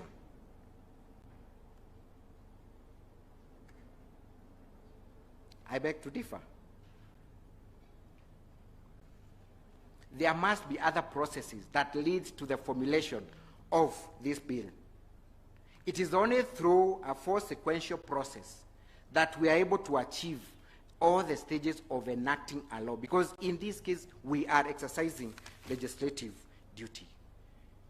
On my last part, before I invite my learned friend to submit, because she's submitting on one issue, I'll pause and ask then, who has the duty? Who is the duty bearer to ensure there is public participation?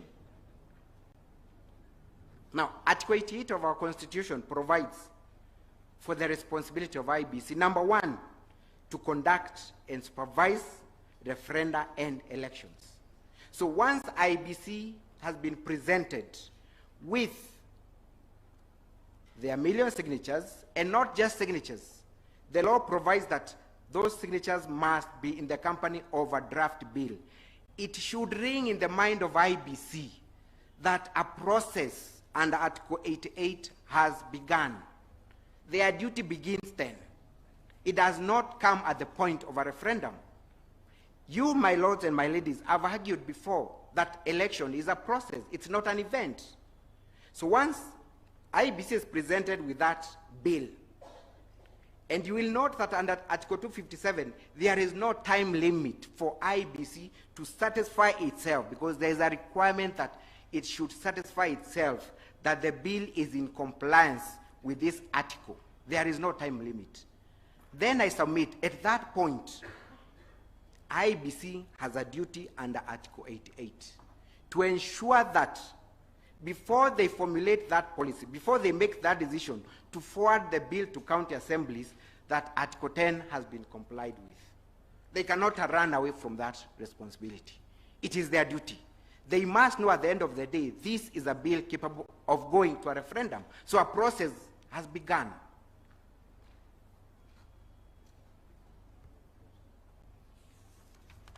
So then I submit that, just like in an election process, where IEBC is seized of the process right from nomination of candidates, it does not wait until 9th of August 2022 for it to say, now we are conducting an election.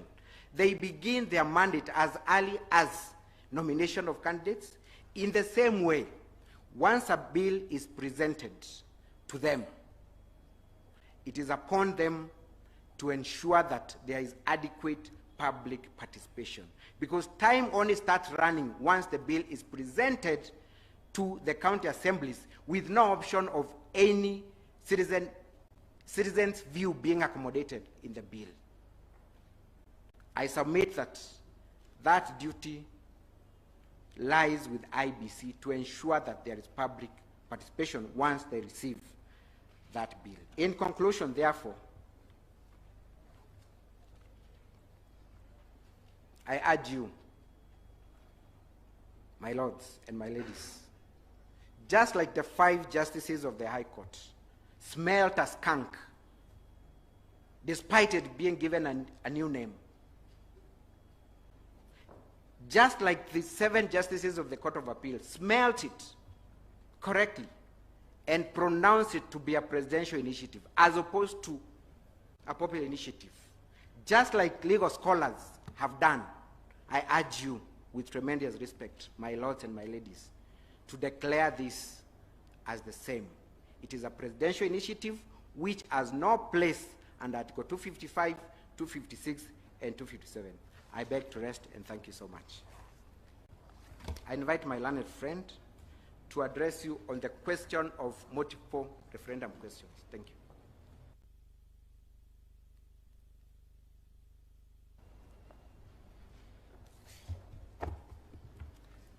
Good afternoon, my ladies and my lords.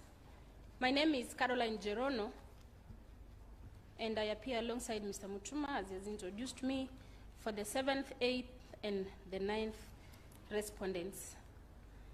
I am addressing this court on the issue of multiple referendum questions, which is an issue that was appealed against by my learned friend, Mr. Morara Omoke, and I would wish to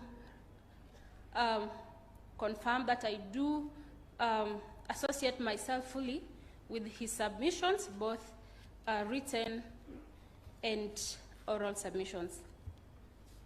My lords and my ladies, this constitution is equated to a bridal gown that is due for customization before a tailor. And it is not the will of the bride that the gown be customized, but because of the dictates of how good she should look on her wedding day, the gown is presented for customization.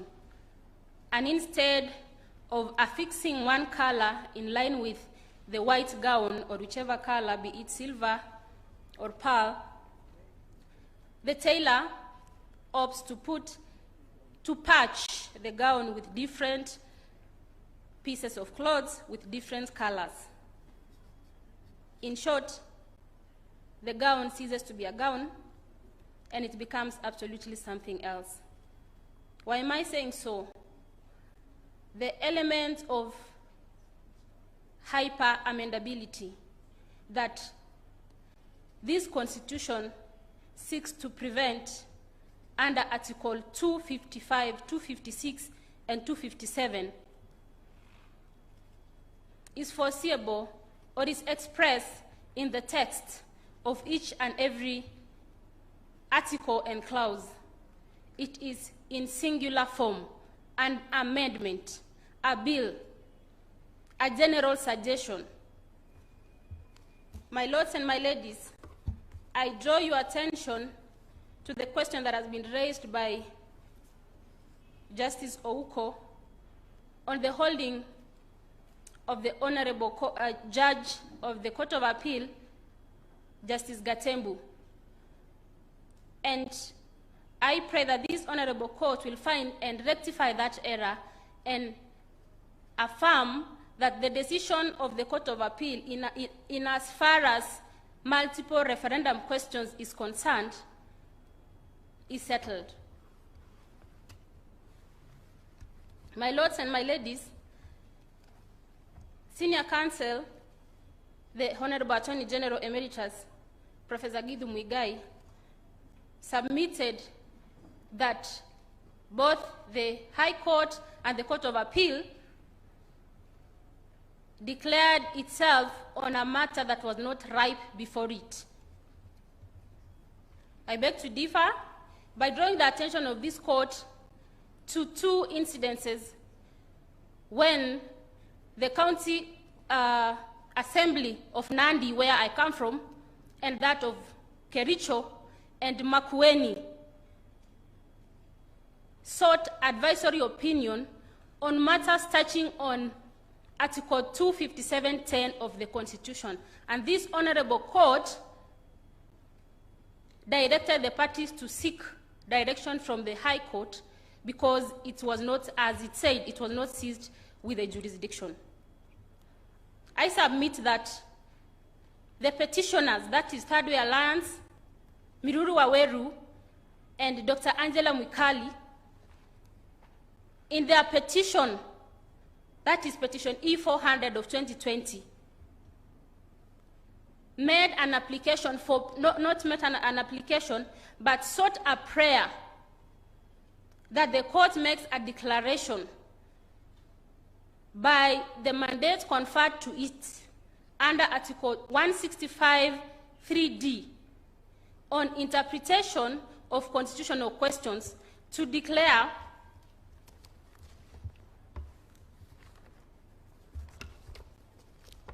that proposal that the Constitution requires that all the specific proposed amendments to the Constitution be submitted as separate and distinct referendum questions to the people. I submit that that prayer is what amounted to the judgment of both the High Court and the Court of Appeal. And it was not a matter of ripeness, because the High Court did not have to wait for an action to happen for it to make a declaration as such. We submit that the submissions of the IEBC on that account are unfounded.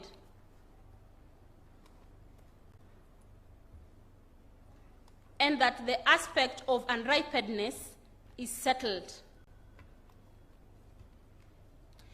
Further, Your Honor, my lords and my ladies, at the time of filing the petitions in the High Court, the IEBC was already seized with the Constitution of Kenya Amendment Bill 2020. As such, it had already given a template to one Dennis Waweru, as they call themselves, and Junet Mohammed, a template or a guideline on how they are going to obtain signatures from the registered voters. Further, upon receiving the signatures, it went ahead to verify, as it has admitted, and presented the bill to the county assemblies. As such, its role began running. So it was already seized with the constitutional mandate on preparation for any outcome. And we all know that these amendments, this bill, the impugned BBI bill, contained clauses, amendments that were touching on Article 255(1), the protected clauses. And as such, it would in one way or another end up in a referendum. IEBC was already seeking funding or allocation of funds from the Treasury, from Parliament, of 40 billion, if I may say. What does that mean? That it was anticipating to carry out a referendum. My lords and my ladies, the reason why it is important to affirm that or interpret that Article 257(10) of the Constitution implies that proposed amendments should be presented to the people of Kenya as separate and distinct. The referendum question should be separate and distinct, is as held by Justices Kiage, Gatembu, Nambuye, and Okwengu. The courts, both in the High Court and in the Court of Appeal, drew inferences from the judgment of Honorable Ochieng in the Titus Alila case. That the reason why it is important to separate those referendum questions is such that you do not throw the baby and the bathwater all at once.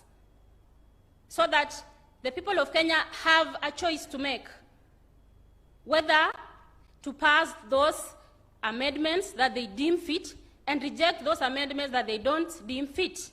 In this context, we have an omnibus bill that is touching on 74 clauses of the, or more of the Constitution.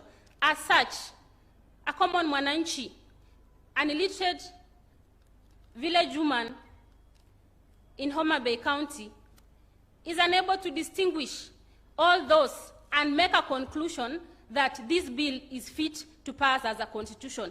And I drove this court to my first submission on protection of this constitution against dismemberment, against hyper-amendability.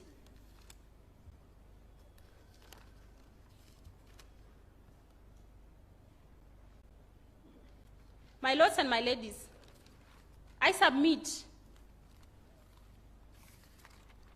that the High Court and the Court of Appeal judges were right in holding that Article 257.10 should be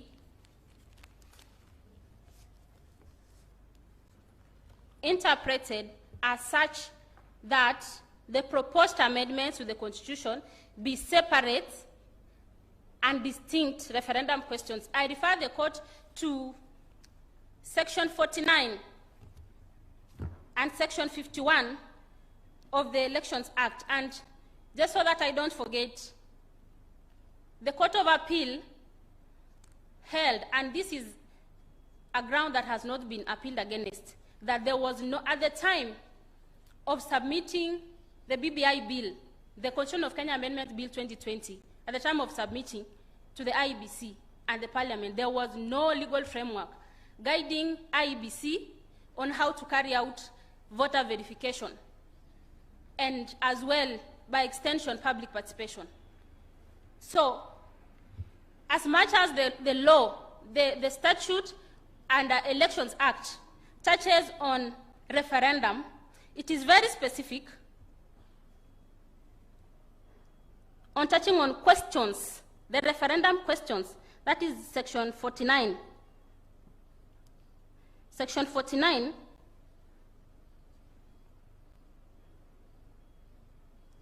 Section 49(4) provides that the National Assembly may approve one or more questions for a referendum. So the element of separate and distinct referendum questions was foreseeable in the Constitution as well as the governing legislation, so that the IEBC cannot be deemed to be running away from its mandate to separate referendum questions, so that Mwananchi or Wanjiko is able to differentiate at any given time. As well, that at any given time, amendments to the Constitution should be singular.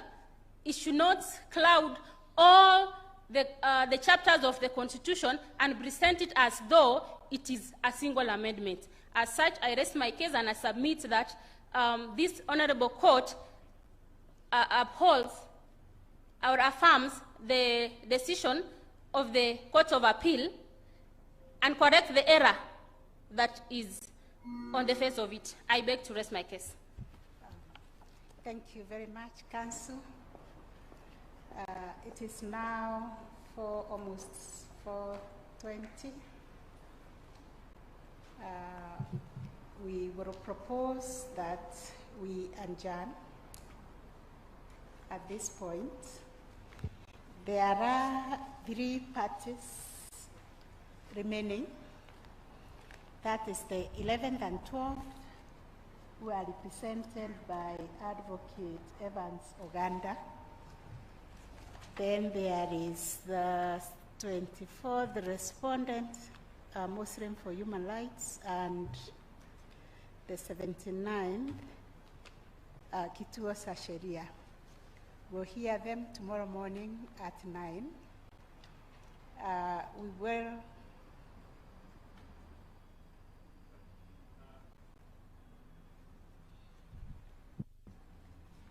Thank you. Sorry, my lady, for that interjection. In terms of the proper order, we anticipate some time donation from Muslims for Human Rights. So we will suggest that they go first. My name is Ongoya for the 11th and 12th respondents. Then their remaining time, they'll donate so that we're able to manage that time better. That we had discussed with them for the sake of donation of time, so they don't donate in advance, which may embarrass them later. Okay.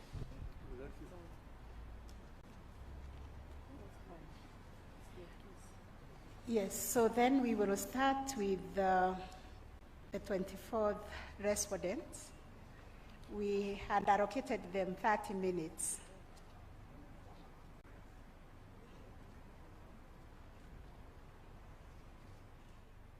Sorry again, Your Honor. When you gave the original directions, Yes. these were the only parties who got revised directions from the court, Yes. giving them 45 minutes. But in view of the subsequent direction yesterday, Yes. they therefore have their 1 hour. They have 1 hour. Thank you. Okay, and then you have 30 minutes. Yes, we have 30 minutes, subject to the donation we'll get from them. We'll follow that order. We'll begin tomorrow at 9 o'clock. Have a very nice evening.